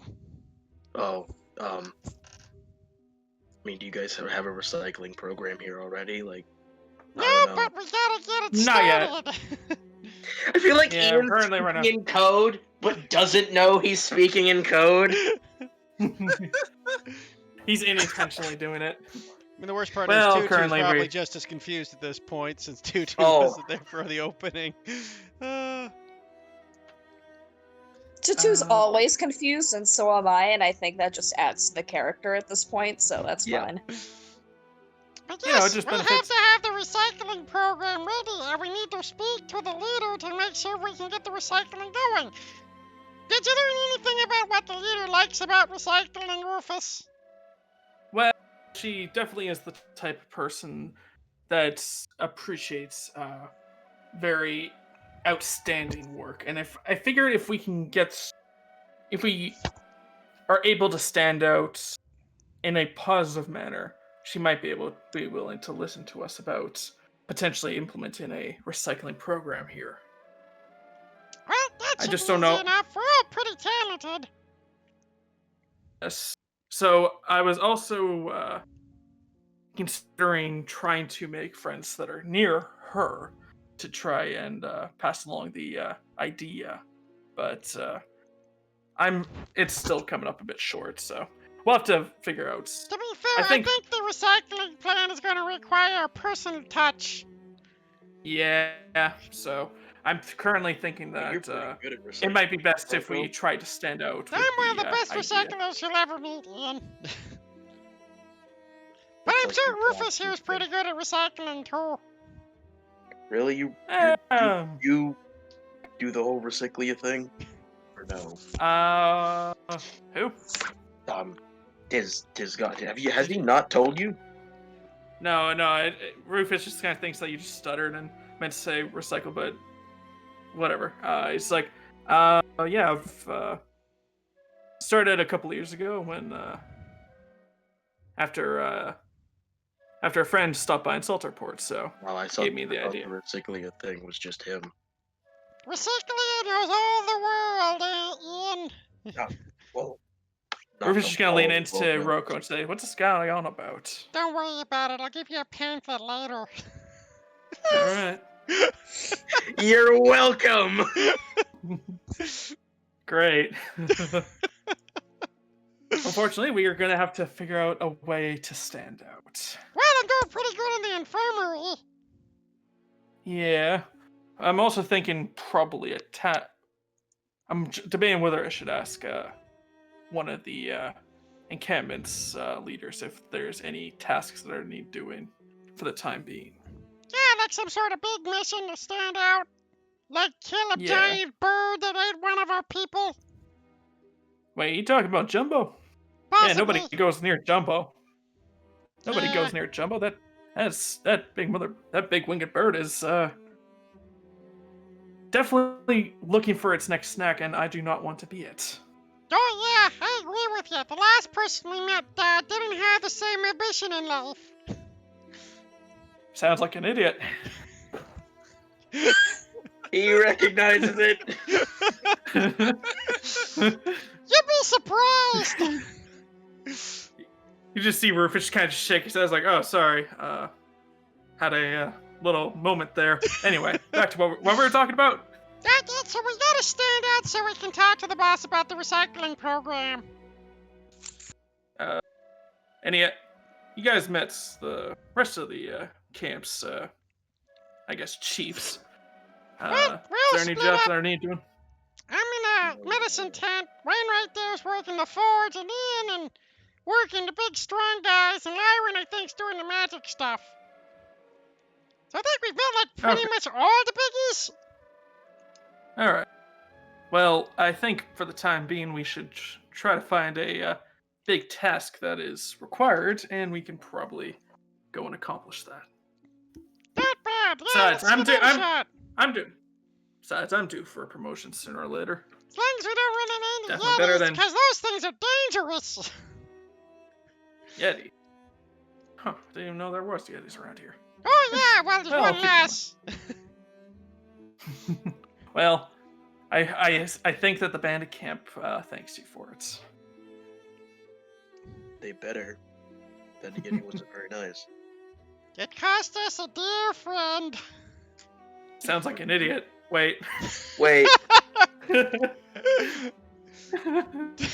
Well, to be fair, that guy was less. That was less his fault. There was a lot of problems. I was about to say there was a pretty big rock involved. I don't think really entirely his fault. Wait. So both guys died from something named a rock? Really? How coincidental. Ian's gonna take Anyway. out his carving of Varen and show it to Rufus like this was him. How good? What you said? Didn't you get like a nat 20 on it or something? I got, I think, an 18 or something. Wait, I can check. Actually, it's not too. I think it I was got a nat I got 20. I got a dirty 20. Okay. Okay. I know it's kind of 20ish. Oh, wow, Crazy. that's very impressive. And that's you'd think of Dad doing that professionally? 'Cause that is crazy good. Ian's just gonna point to his mole. I have other things I do professionally.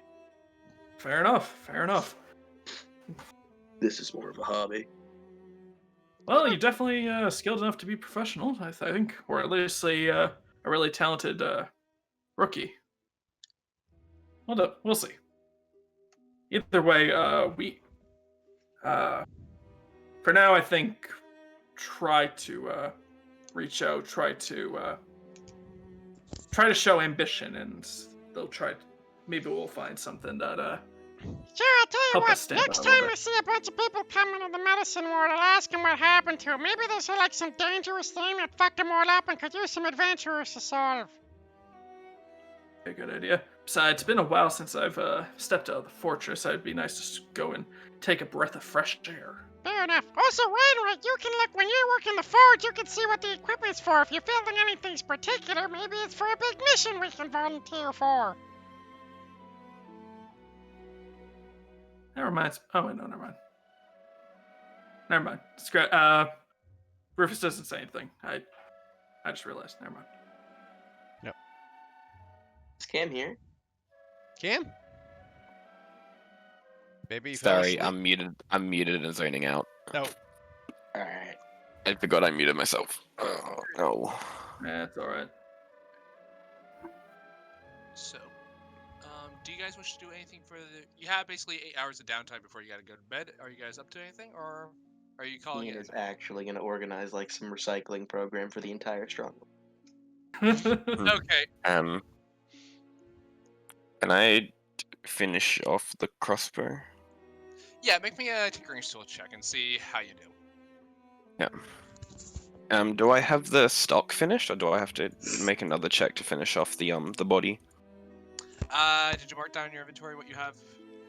Because I have a work in progress crossbow body and the mechanism. okay, I'll say you should be good. Just make me another tinkering skill check and we'll see how well you do. Would I be able to Alright, assist and to give him this- advantage? Because I got nothing else to do for the day. I already have advantage actually, Oh, because I never rolled mind. a nat 20. Yeah. Oh, never mind it. So Tinker's Tools with Dex.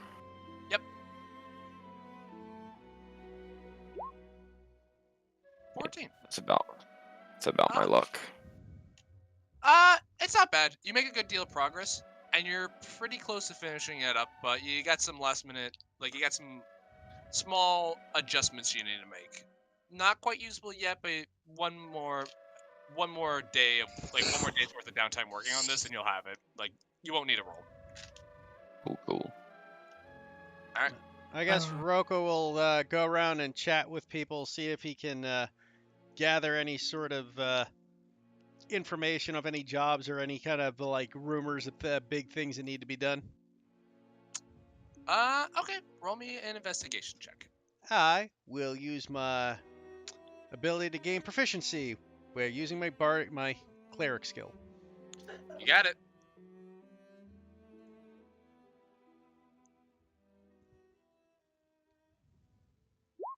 12.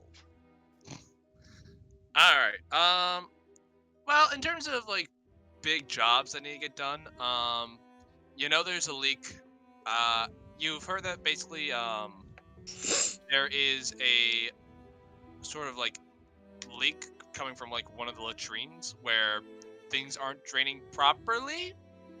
And so there's actually kind of like a little bit of piss is basically leaking down the elevator shaft to where the carts go up to get Oh, into the God. fortress. That is gross. Yes. You also know that basically if anyone could actually take down Jumbo, they would instantly get recognized for that and probably be well on their way to some sort of promotion, if not just a really hell of a good bonus. And finally, while not pertinent to any jobs, you do kind of hear while talking with people that you hear rumors that the general actually lost her family to fires, and she seems to blame the Birdfolk councils because her mother who was apparently a seer, had warned them, but they failed to do anything to listen to her, and the fires did come and they did burn down her village and kill her family. Okay. Other than that, you're having a hard time making friends as you've started to gain a bit of a reputation for your bedside manner and your insistence on preaching about this Recyclia character. As for the rest of you, anything else you guys are doing? So, Michael, what kind of check would it be to actually do the recycling program? Oh, that shit. Yeah. Well, first off, you need to drag up plans for the recycling. So I'll say, make me a intelligence check. Oh boy. I hope you're not. Yes! Oh, God. Yes. Ian, Excellent. That wasn't a nat one, actually. That was a 3 on the die. Holy Ian? shit. You're like, if we just tossed our recyclable, like our glass, into the moat that surrounds the fortress, that'd be pretty good. I mean, yeah, that makes an additional obstacle. If you fall in the moat, you get shards of glass in your eyes, dude. Like, it's a win-win. Yeah. Yeah. So And you can't see it Yeah. because it's glass. It's see. with that stroke of genius, you go around. Make me a persuasion check, just for the Oh, if hell I of it. fucking roll Not a nat 20, not 20 on this, 20. I'm gonna cry. I don't have inspiration. 7. Damn it. So you start going off on this recycling plan of yours, and you get some people who are like, "Yeah, sounds great. You should tell the captains about that. They're the ones who kind of like pass that up." Oh, he's gonna along. fucking tell it to learn it, dude. He's got Alright. this. You fine learn it. It's like, I like your gumption, and I like someone who has a lot of ideas running in their head. I like it. I'll bring this up into the next captain's meeting, and maybe we'll pass it up to a lieutenant who can then pass it up to the general. Oh, yes. It's gonna happen. This is so dumb. All right, anything else? Ian. Nope, that is all. Okay. Anyone else doing anything for the evening? I'll take an the hour crossbow. and scribble the thunder wave into my spellbook, and that's me done. You The got crossbow it. takes up my entire night, doesn't it? Yeah, I'll say you can get like a few more hours if you want to do something else. Can I work? Can I work on an improvement for that? For those little like urns that they use to deter Jumbo. Can I work on like a little improvement instead, as well? Like just drafting ideas. It depends on. What sort of improvement are you trying to make? Are you trying to make So, like a substitute for it. So basically using the same principle, but instead of like covering yourself with it, I want to make a device that like launches it up into the air, like a little crossbow mortar thing, launches it in the air and then spreads the scent around in the air.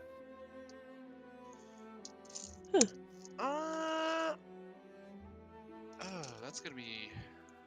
Okay. Are you So trying? I feel like it's going Are to you be trying- 2 parts. Yeah, I'm gonna ask. Are you trying to like change the chemical composition of the cocktail in any way, or are you just trying to change the dispersal mechanism? To start with, the dispersal mechanism, because Wainwright doesn't really have any proficiency in chemicals. He will need Okay. help with that.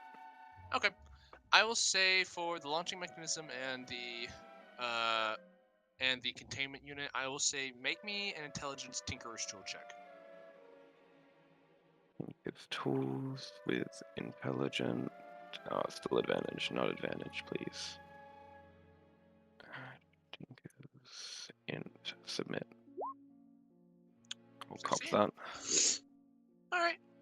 You draft plans, and you think they're pretty solid. So you're kind of thinking of this idea of a sort of crossbow-like mechanism that will actually cause the container to spin while it goes, releasing the vial in a larger area in a more effective way to get the scent across just as potent, but not having to like drench oneself in this vial. Yeah, I'm picturing it being like a little, like a, not so much like a weapon you hold, but like a small stand that you can like place on the ground. So like, Yeah. like a four-legged thing that you just hit a lever and it launches. Yeah, with a 16, I'll say you get plans drafted for that, but that will be the rest of your free time for this evening. Yep, I'm happy with that. Yeah, you obviously can go back and talk to your parents if you want. Yeah, he might do that, but I won't roleplay it because I'm just too out of it today. No worries. Anyone else, or like, are you guys going for the next day?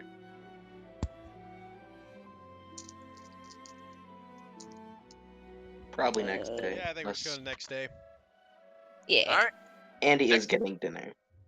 I think I might swap to my phone because I want to see if I can scrounge up some lunch before I go to work.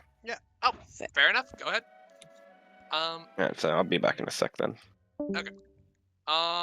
So you guys more or less continue on with the same as yesterday. However, Roko and Wainwright, you are approached by your captains and they say to you, they both say to you basically, you are being summoned to the inner keep. Rocco and Wainwright? Not Wainwright. Liren.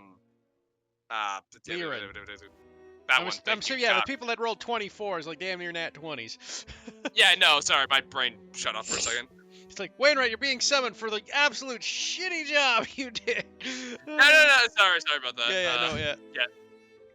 But you two are being summoned to the inner keep. Are you going immediately, or? I mean, we're being summoned. I guess we go immediately. Alright. So, as you two make your way past the cliffside to the Wandering Keep, or not the Wandering Keep, the Inner Keep, you two see each other. You can say hi. Hey, Liren. Silence. Oh, No, I'm just memeing. Please continue. Shit, I was muted. I'll Howdy. do it. Looks like we were doing some pretty good jobs yesterday. whoops, that's not where I meant to put you. So we kill them all, right? This is our opportunity. Scorching ray. Guiding bolt. Just blow them up. No, wait, hold on a second. No, not Scorching Ray. I have an even better spell. Thunder Wave. Everyone knows we're here. So, you guys are led up to the Inner Keep, where you see the same Mad Patch guards as Tutu saw earlier. If you got a map for us, Michael, it's pitch black right now. Ah, yes. Give me a moment. Oh god, my map's fucking. Sorry, the map's. And back. Sorry about that. So No worries. What'd I miss? nothing much. Lyran and Roko are being summoned to the main hall. Ah, all right. Yeah, my map's fucking up, which is making this a little difficult. Anyway, you guys are. Yeah, you can put yourselves there. You guys are summoned. And your captains are with you, and they kind of speak to the map patches there and says General summoned them, and the door is opened for you guys as you guys are free to walk in. As I start revealing more and more of this area.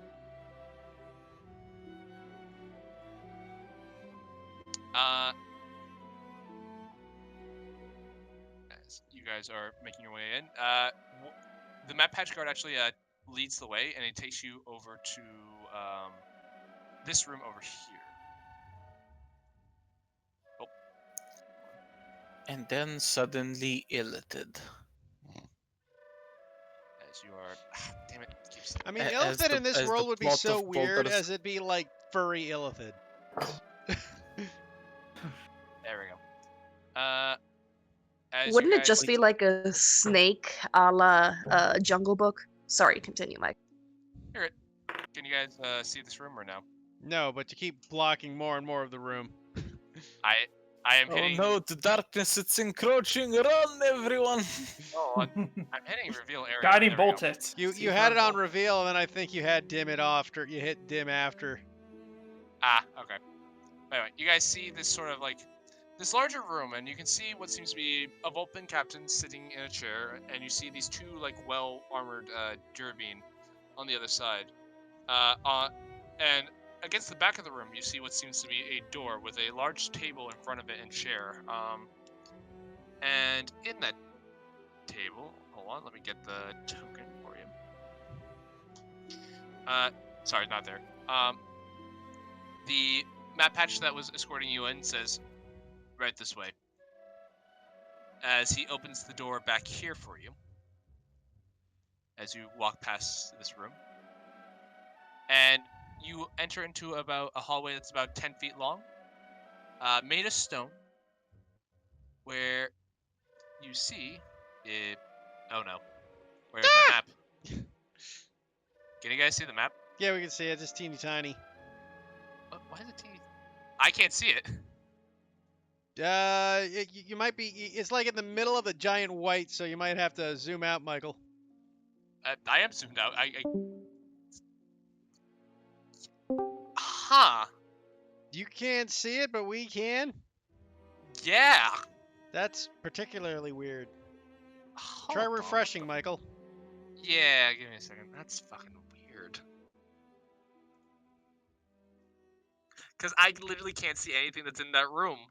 Not even the tokens. Like, I saw yours. Quick, Please be. quick, Laird, kill her! She's not ready! End it all! Plan D! Plan D! No, no, wait! I'm not ready!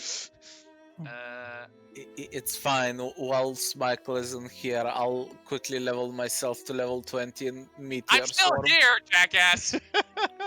But, no, you guys, it's not here for me. What the fuck? Do you want Hold on. GM layer? Let me just duplicate. What the fuck? No, I'm not. What the? Can you see us ping? Hold on. Alright, try pinging. Yeah, I can see you ping. What the fuck? Now you're on the right map. Yeah, I know I'm on the right map. What the And you fuck can is see our going on? tokens. Yeah. But you can't see your tokens. No, and I had Uh, everything in this room. Do a wide right click to see if you can gather everything in one stretch, Michael. Like where you left click drag to see if you can gather our tokens and everything with it. See, that might bring something up. Hold on.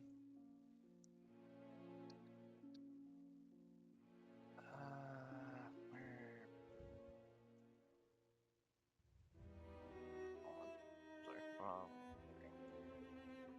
I can highlight your tokens. I got a map and backgrounds. I'm not highlighting anything. What the fuck? And you just refreshed, you said, eh? Yeah. Yeah. I tried copying the page too and same shit. Well, unless this is combat based, I guess we're okay without the map you seeing. I don't know. Depends on what you guys do. Ah, fuck me. Quick, she's blind! Kill her!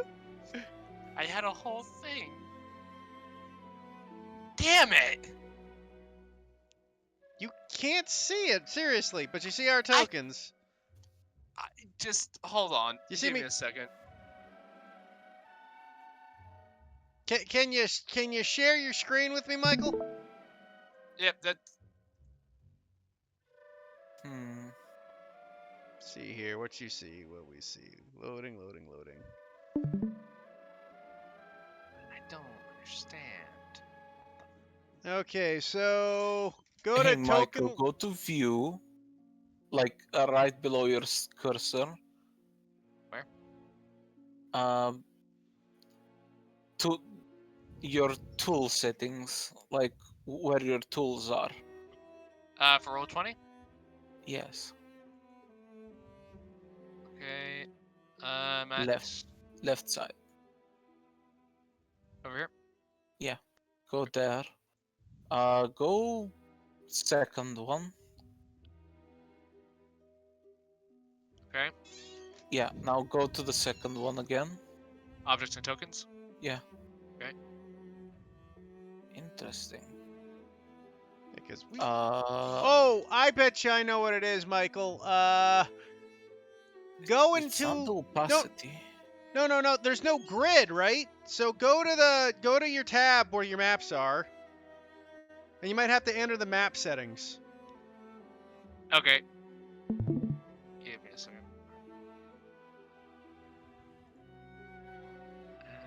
Map settings. Do you? Alright. Okay, so let me just. I gotta bring up my own thing because I can't see what you see, so I don't know what you're looking at. Do you have grids? Do you have the grid checked off? No. Okay, check it and try clicking it and unclicking it. Okay. Save settings. Nope, you guys are just in a white void. Yeah, now we can't see the click. Okay, now we can't see the. So click it back on, so we can see the grid. I'm still blind. One sec, I gotta load. I'm loading a game so I can see everything in map settings, because I imagine it must be a map setting glitch. But I have still never heard of a glitch where we can see the map, but you can't. Like, that shouldn't be possible. Unless it's an opacity setting for something. Well, no, I mean, the GM's supposed to be able to see everything at all times. Yeah, but Yeah, the check your... GM can fuck with opacity. That's the thing. Michael, do you see your opacity in the map setting? It's just under colors. Where it's where your cell width and everything is, right? So that's in the middle, right? Yeah. Okay, well, it can't be an opacity setting, because if it's on the middle, it should be fine. Yeah. Background color, dynamic light. You don't have dynamic lighting and legacy lighting, so it can't be that. I got nothing. Try. Only thing else I could suggest, Michael, try archiving the map and then loading it again. Alright. Give me a second. Okay, page. Move your player server page. Okay, hold on. We're going back to the Yeti fight real quick. Yeah, now this one's... Oh, there it is. See it loading. What? Okay, so archive page. Okay, I archived it. Then try unarchiving it and try to see if that fixed it. That's all I can suggest. Okay. Hold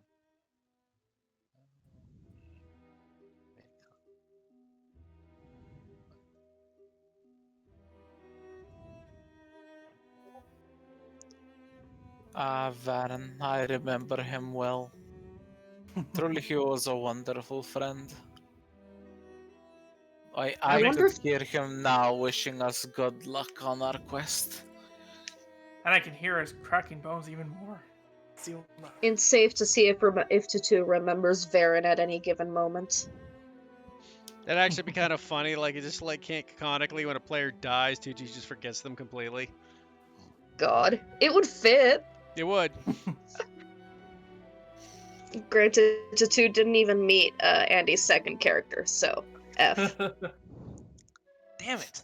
Nope, I got nothing. Well, From Tutu's honestly- point of view. all I could suggest, then, honestly, Michael, is can you try putting something in on the map from your map building tools and see if it'll get on there. Alright. Okay.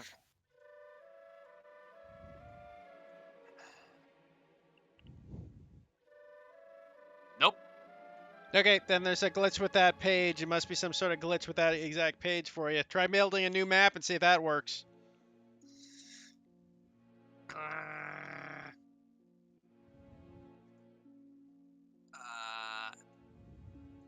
No, it's just not coming up. No, maybe roll 20's down. Hold on. Let me try backing out of the game and entering it again. You can see the map on ours, right? Like our nope. Like, what do you mean? You were able to see the map you put us on, right? Like, I can see the map. I just can't see, like, I can. Oh, hold on. The one I just put you on. Hold on. Yeah, the Yeti map. Yeah. No, I can only see the lines that you guys drew on there. Yeah, you have a glitch. Roll 20 must be glitching out then for you right now, Michael. Ah, balls. Yeah, anything that fuck. Like, can I can't even see, like, the Humblewood map anymore.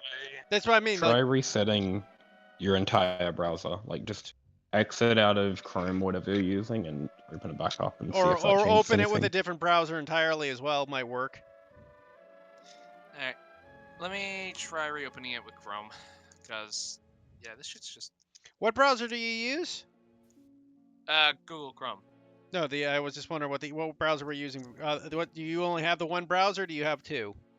I have Firefox as a backup. Okay. And Chrome's just not loading. What the fuck?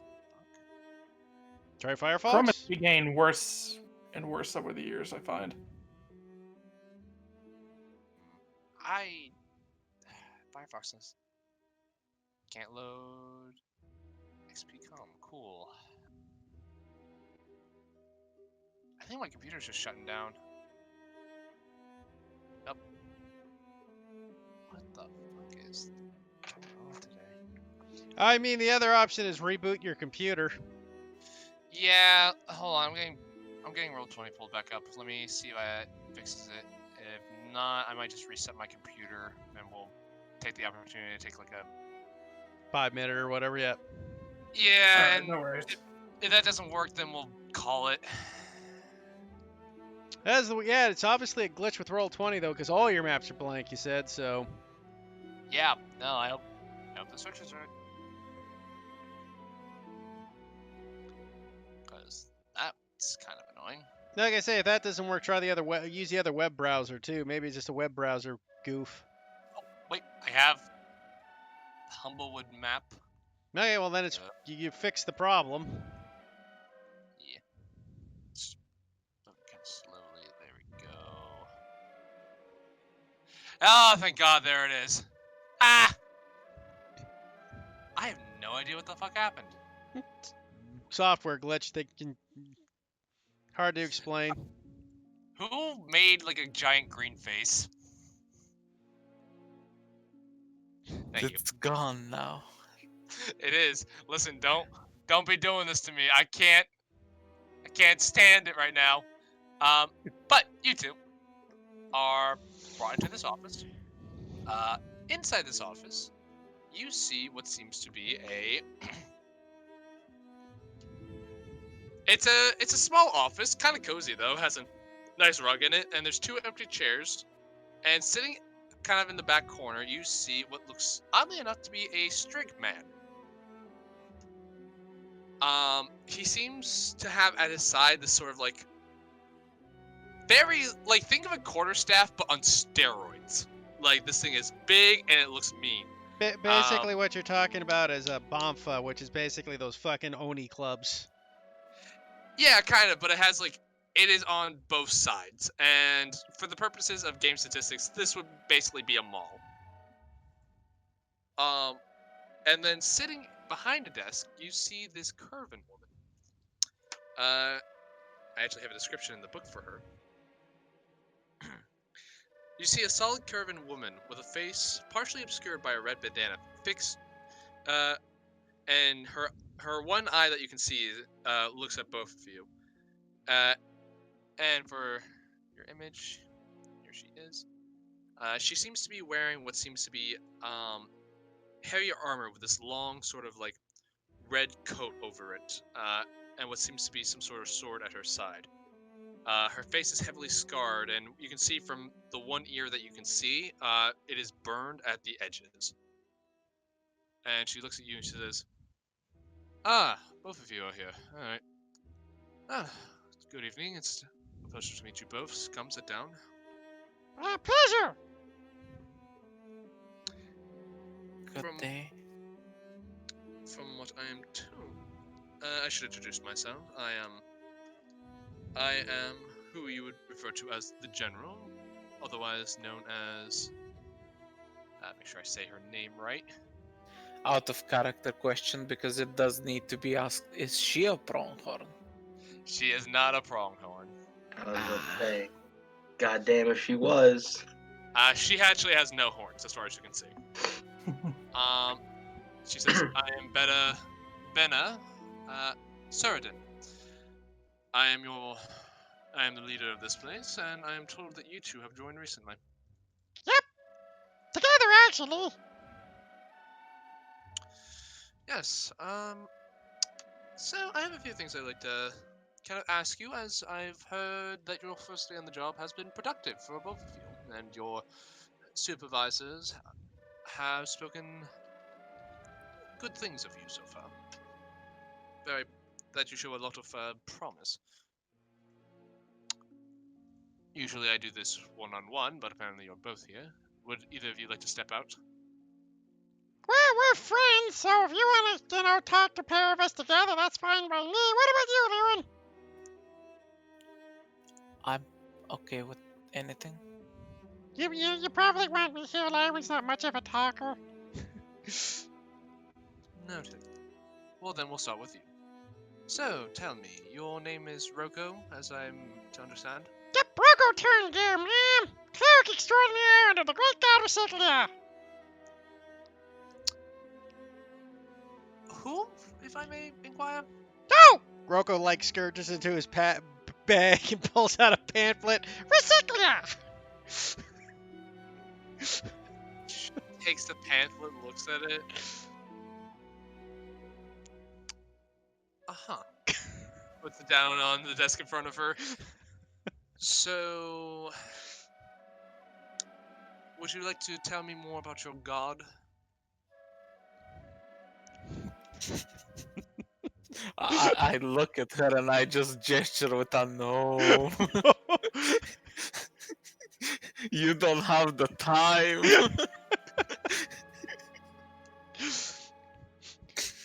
I will complete a ritual by the time this speech is over. 1 sec.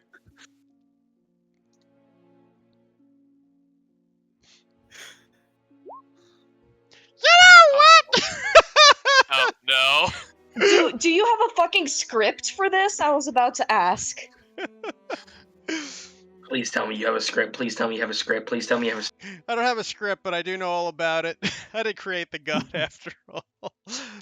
God. The great goddess Recyclia began in the early days of creation when my god...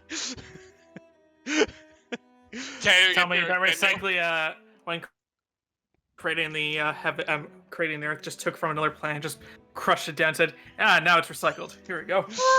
No, the way I- Recyclia I- worked I- is that she took a planet that was destroyed earlier, remade it in her image, and got it back going. Did you know the moon was created by Recyclia by using used chunks of Earth and recycling it back into space? Continue. I very calmly grabbed the one book from like the little bookshelf we have with like miscellaneous books, and I just start reading. Okay. While this is going on, because I think this is gonna be a while. So, Roko, she lets you talk for about 15 minutes. And at the end, she goes, And did you know that the most important part of Recyclia is that all life is equal and should be recycled and put into the balance of all its creation? Well, I would agree with you that all life is equal. And she kind of looks at Lyran and just kind of like, you can see in her one eye that you can see just kind of like, oh god, what did I do? And you can just see this big guy in the corner here just kind of like, he just looks like he's just about to fall asleep.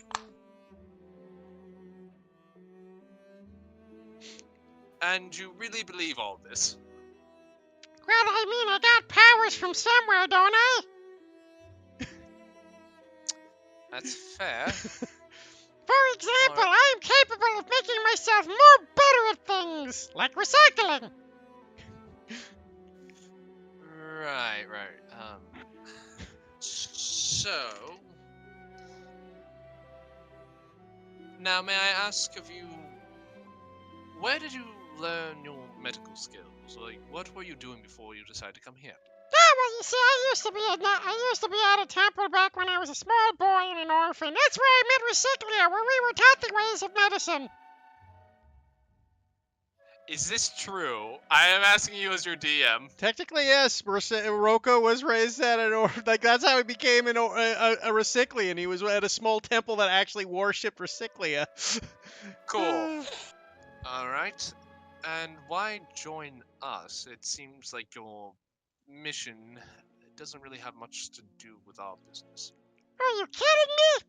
I'm trying to bring all people back into a life of purity and greatness, recycling the world's people into better versions of themselves.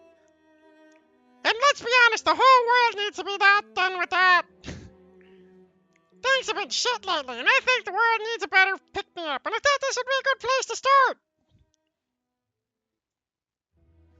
Huh. And that's why you want to join us, is to help make the world a better place. Yes! Alright, I need you to roll me a deception check at this point. Technically, that's not a deception. He is trying to make a world better place by joining them. This would technically be persuasion. Because him trying to make them join the thing is to make the world a better place. Technically, no lie was told. You're skirting the edge, but I will allow you to make me a persuasion check. 23. Okay. I mean, if you want to make a deception, it's a 21, but... No, it's fine. She kind of nods and says, "Alright. I'm sure your skills will be put to use here. We are seeking to make the world better. For far too long, we found that the Elder Heart Council has been negligent to those without feathers and those who live outside of their bastion of civilization, Alderheart. I am always appreciative of those who can bring comfort to my men and women here, so your assistance is much appreciated, and should you continue the good work, I see yourself rising the ranks here fairly quickly. And you, as she looks to Lyran, not too many of the arcane persuasion decide to become bandits. Not the personality matrix doesn't typically align with our field of work. What made you want to come here? In brief, I was kicked out of the avium because of a small disagreement. I wandered the wilds for a bit, and this seemed like a good opportunity. So you're here for money? Are you here for protection? Are you here because for glory, or to make a point? All of the above would count. And would you be willing to tell me why you were specifically kicked out of the avium? You had a disagreement. What of? What constitutes theoretical applications of necromancy? Oh boy. She kind of like raises her eyebrow at that, and she says, "Necromancy." Yes. And are you a practitioner of the necromantic arts? From my point of view, no. I need you to elaborate on that. He doesn't make skeletons. Yes. I'm not the most familiar with the arcane, so you'll have to forgive me if I want you to explain it a bit more.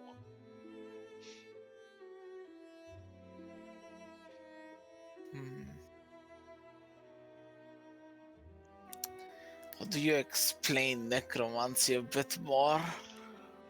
Well, he deals with the negative energies of the spirit, but doesn't implement them into harming people, right?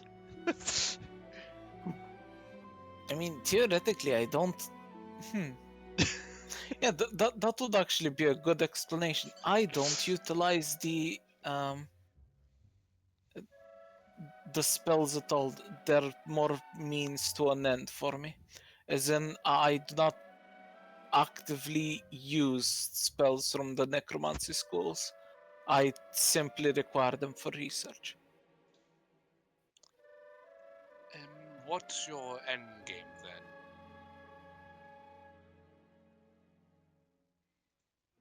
Actually, Roko's just gonna look at him curious because he doesn't actually know himself.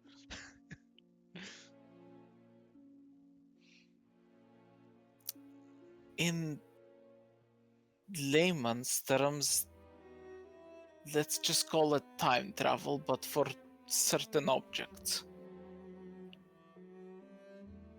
Time travel? Dang, Doc Brown, that's crazy.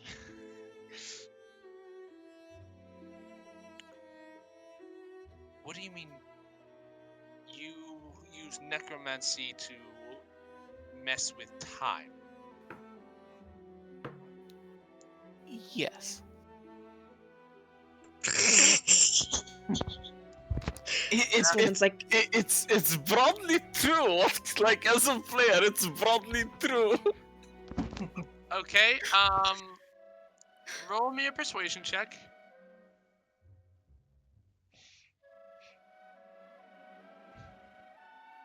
Hold on.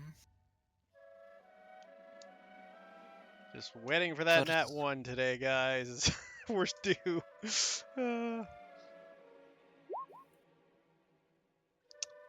Okay. She Oh.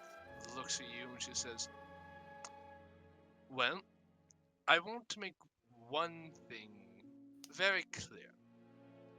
Actually, before I get to that, why? Why bother with any of this? Why are you trying to learn how to manipulate time, as you put it? Well, I have always been able to do it, so just expanding my skill set. Seeing how far it can go. Alright, let me make two things clear for you. If you are working here, you are under no circumstance to in any way attempt to raise the dead. Many folks here are what you would call religious to an extent. And I don't think I need to explain to you that necromancy tends to be fairly frowned upon by the religions of this land. As for myself, my mother always told me the dead should stay dead. Roko's not gonna say this, it's in the back of his head. He's just going, Boy, is that a waste.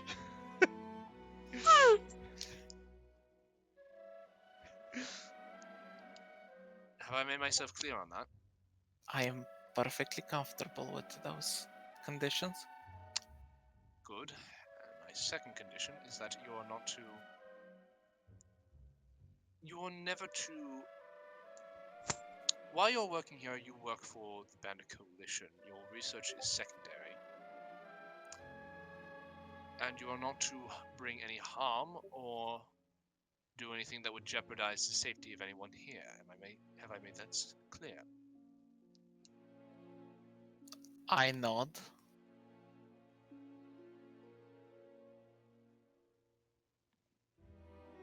Very well.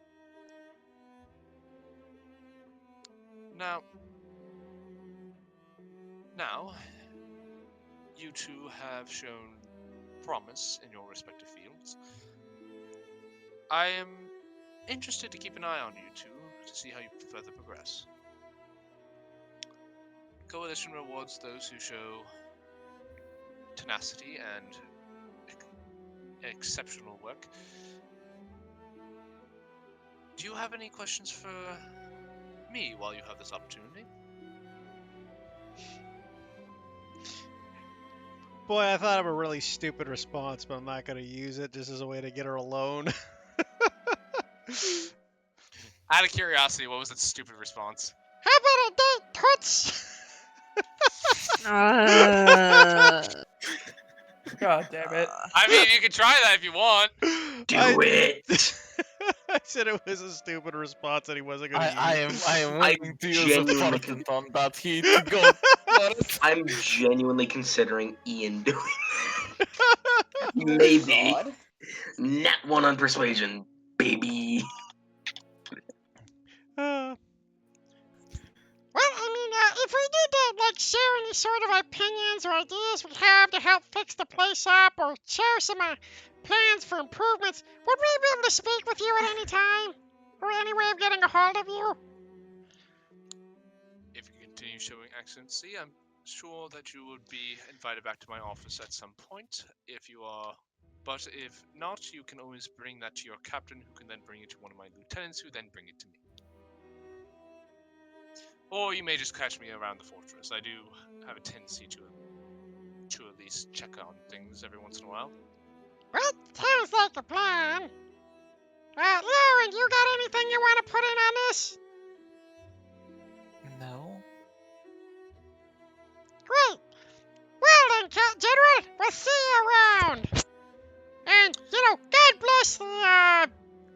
wish and all that? Well, I'm sure with someone with divine favors, blessings are assured. We're sitting here, Marathon. will watch over us. The Marathon bless you, as well. And you're free to go. Yes, I leave. and as the great book says, always make sure you separate your papers from your plastics. And Roko will leave. Alright. Lyran, I'm assuming you're following Roko? Yes. Two just wanders by at this point and asks, "What the fuck is a plastic?" and walks away. No. That is not canon, but it is amusing. Alright. As you guys are leaving the office, we will get back to the rest of you. Wainwright, while you're in the forge, you notice that the forge master down there, he basically kind of took note of the fact that you did really well with the more sensitive stuff. And he says, "Hey, kid, you're better with the more intricate stuff, yeah?" Well, yeah, that would be my area of expertise. Got a special order from one of the lieutenants.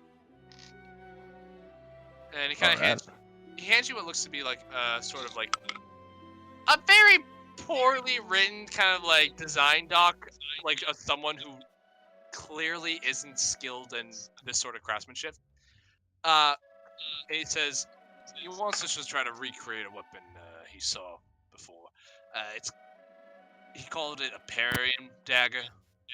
And he kind of starts explaining it to you. And basically, it's a dagger that has this sort of like mechanism where you can sort of grip it kind of harder, and it will cause a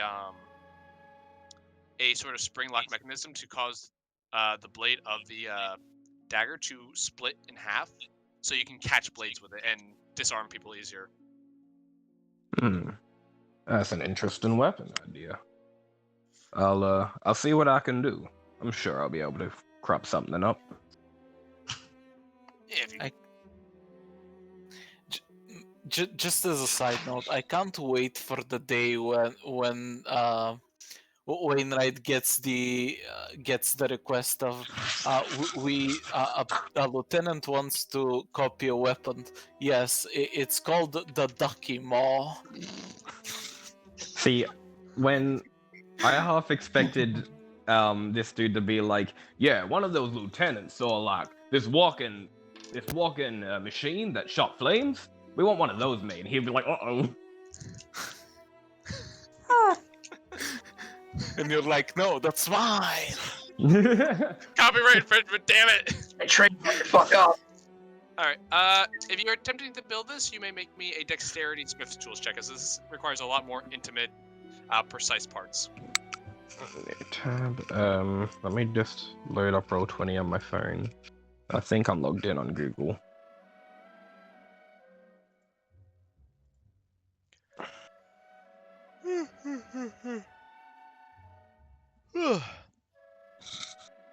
Sorry, boys. Give me 1 second. Oh, Rush. It's fine. It takes me 30 seconds to find persuasion each time. You so rarely use it.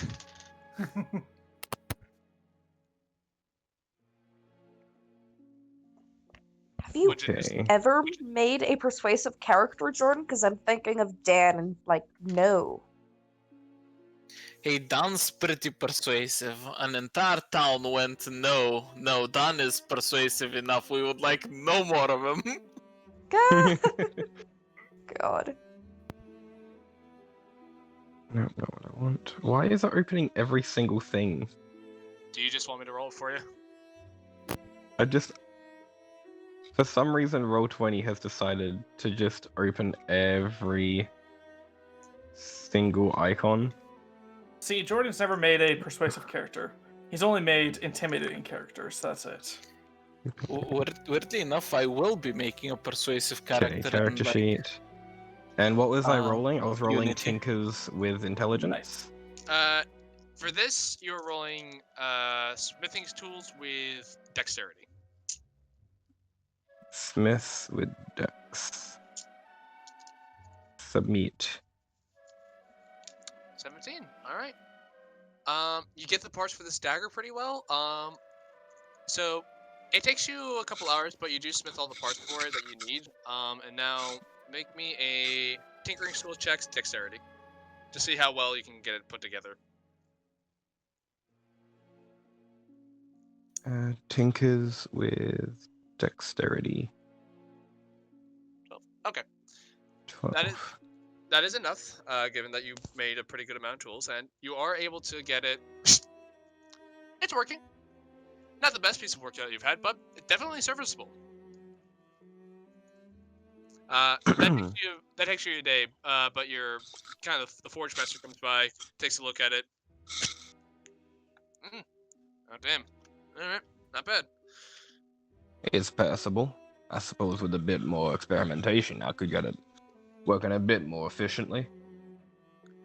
Well, as it kind of like lets the blade get back into its resting position, I'll let the lieutenant know. Good job. Why, thank you.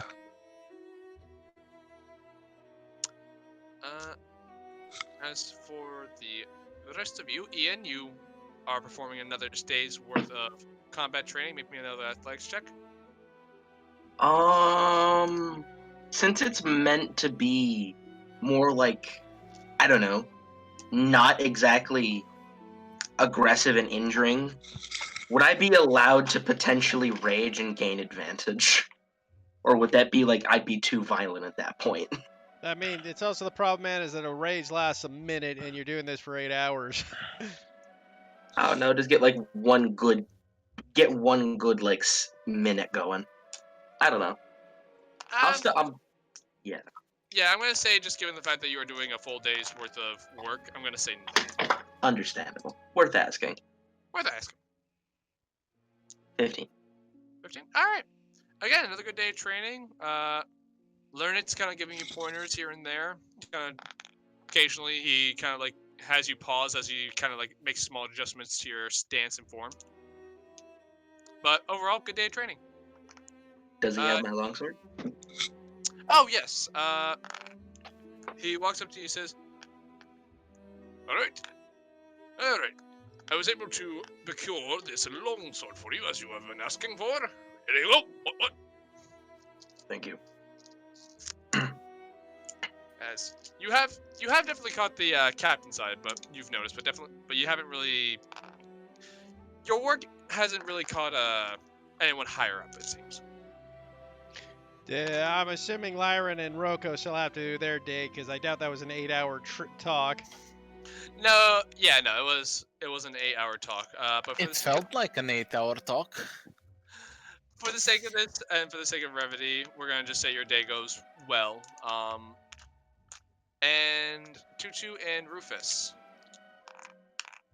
are you two up to anything this day, or are you just chilling and just doing your basic job functions? Rufus is just going to, I think, he kind of thinks for a little minute. He's like, this place is kind of actually a pain in the ass to search around for. Probably be helpful to have like a map around here. And he's just gonna like try to like make a map for like around the base. That way people can like look at it and say, "You are here." Kind of like a mall map. Yeah. Okay. As you were doing this, you do have someone come up to you, a fellow Hedge, and he seems to have a captain's sword on his belt, and he says, "Hey, friend, what you doing there?" Building a map. Why? Place is large and annoying to navigate, especially for new people like me. Well, gonna let you know we don't exactly want people drawing maps of the place. I'm not drawing a map to where the fortress is. I'm drawing a map around the fortress and just the main areas. Oh no, I get that. Just we don't want people drawing maps of the fortress. Andy, real quick question. Have you considered that this is a fortress and its internal layout is confusing by design? Fair enough. Fine. So. One yeah. second. He'll take out his Tinker's tools and just. I mean, not his Tinker's tools. Tinderbox? Yeah, tinderbox. I'll just light a flame. Whatever. Fine. Sorry for trying to get around here more efficiently. I thought the Hey. big boss liked having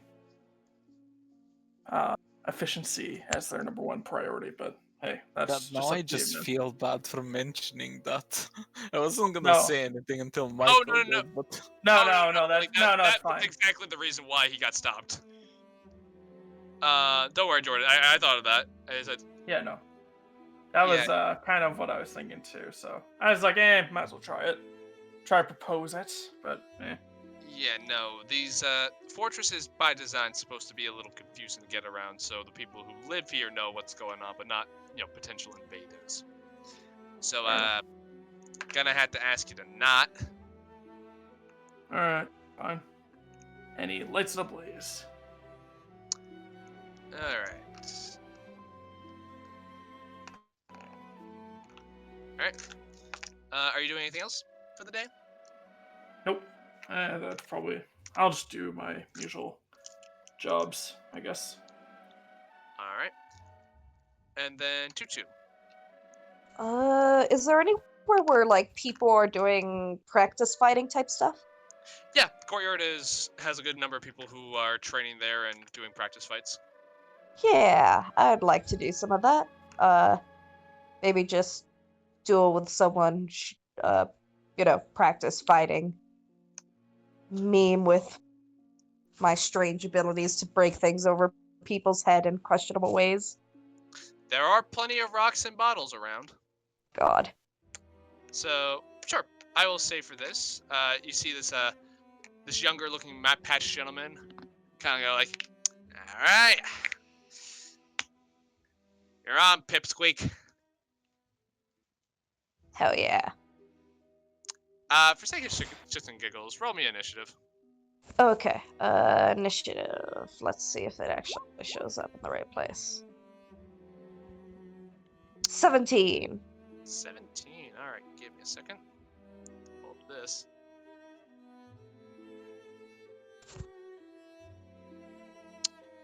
He rolled a 15, so you go first. Nice. Let's see. I am going to.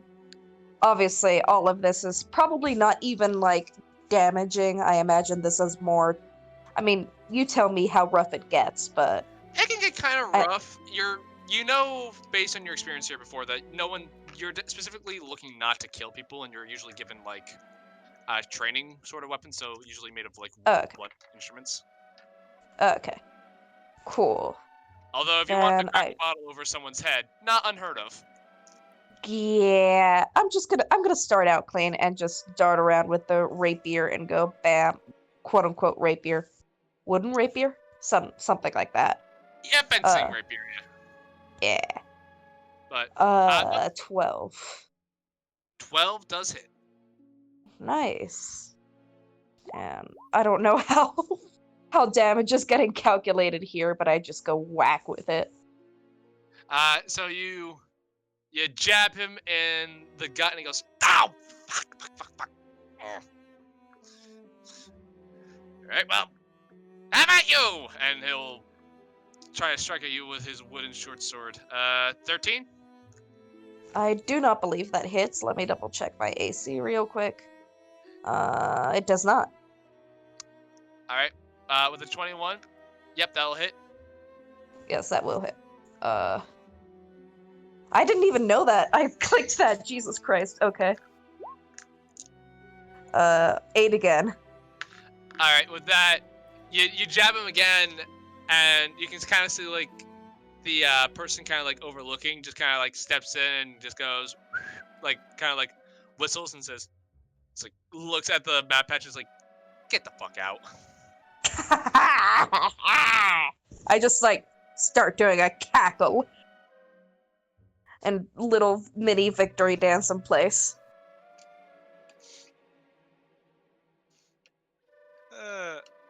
He kind of looks at you, he's like, all right, don't get too cocky. I make a face. I make a face at him, like I am full on childish mode. I don't care. Just kind of squints. You want to go? Yeah, sure. Let's go. Fuck it, let's go. All right. The match starts. Roll me another initiative. Alrighty. This is the thing you're doing, apparently. Can anyone touch me? Sorry, it's the first one. 9? Okay. 9. All right. So he pulls out what seems to be this, like... so you see what... This is a Curvin man. He seems to be pulling out what seems to be kind of like this, kind of like practice great axe. Nice. So this is gonna hurt. These will still hurt, but but you know basically you'll get knocked out before anything, and you're usually supposed to either someone will intervene or when you start to get pretty beat up or get they'll knock you out. But he goes first. Alrighty. Does a 6 hit? It does not. All right. Roll for attack. Alright. Okay. You know what? I'm going to say that I had my book out at some point, and then I at some point, I don't know when exactly, and it's like hanging out in my pack, and I think I set the pack near it, and then I just grab it from the pack and just slam it over this guy's head, and use... Where's my thingy? Brutal Brawler. Alright. So I'm going to, break the book over his head and send a porn pages scattering everywhere. Alright, roll for attack. Okay, let me get my improvised attack up.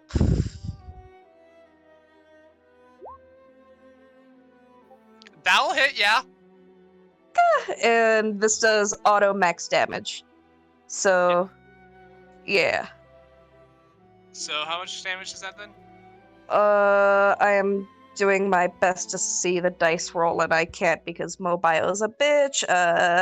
It's a D4, That's right? 4 plus 2, so 6. Okay, so 2-2.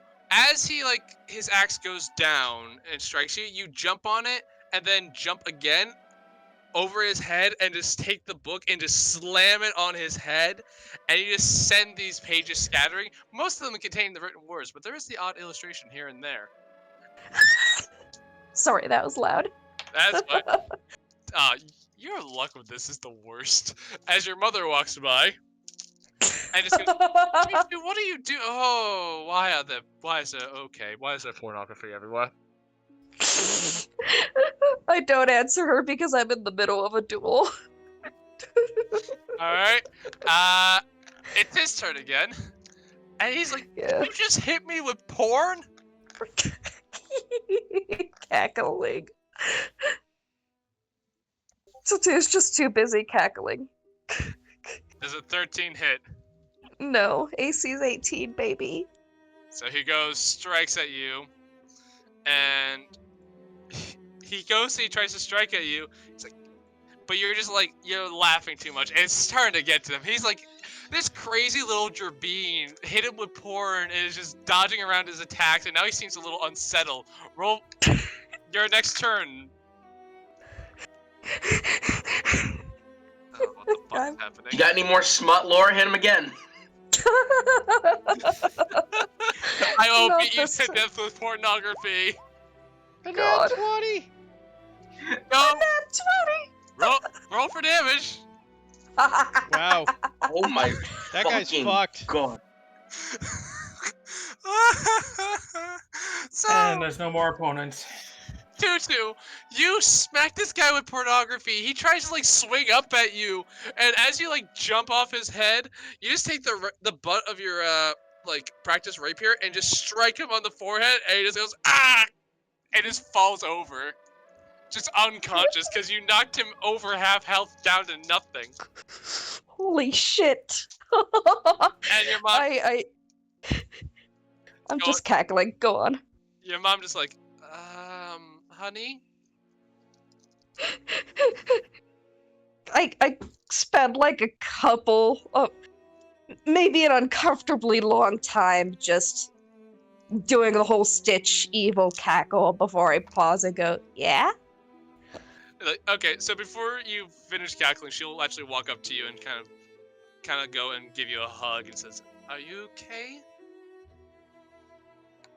I'm never better. What you mean I'm okay? I'm fine. Let's go sit down. I go, thanks for the fight at the people as I just let her lead me away. Still kind of chuckling to myself. People are looking at you. Notice people are looking at you, and then you look back and you see a Vulpin man just kind of go and start picking up the pages. Jesus. And I'll say with that, everyone finishes up their day. God. You guys gained another benefits of a long rest. And I think we'll call it here for now.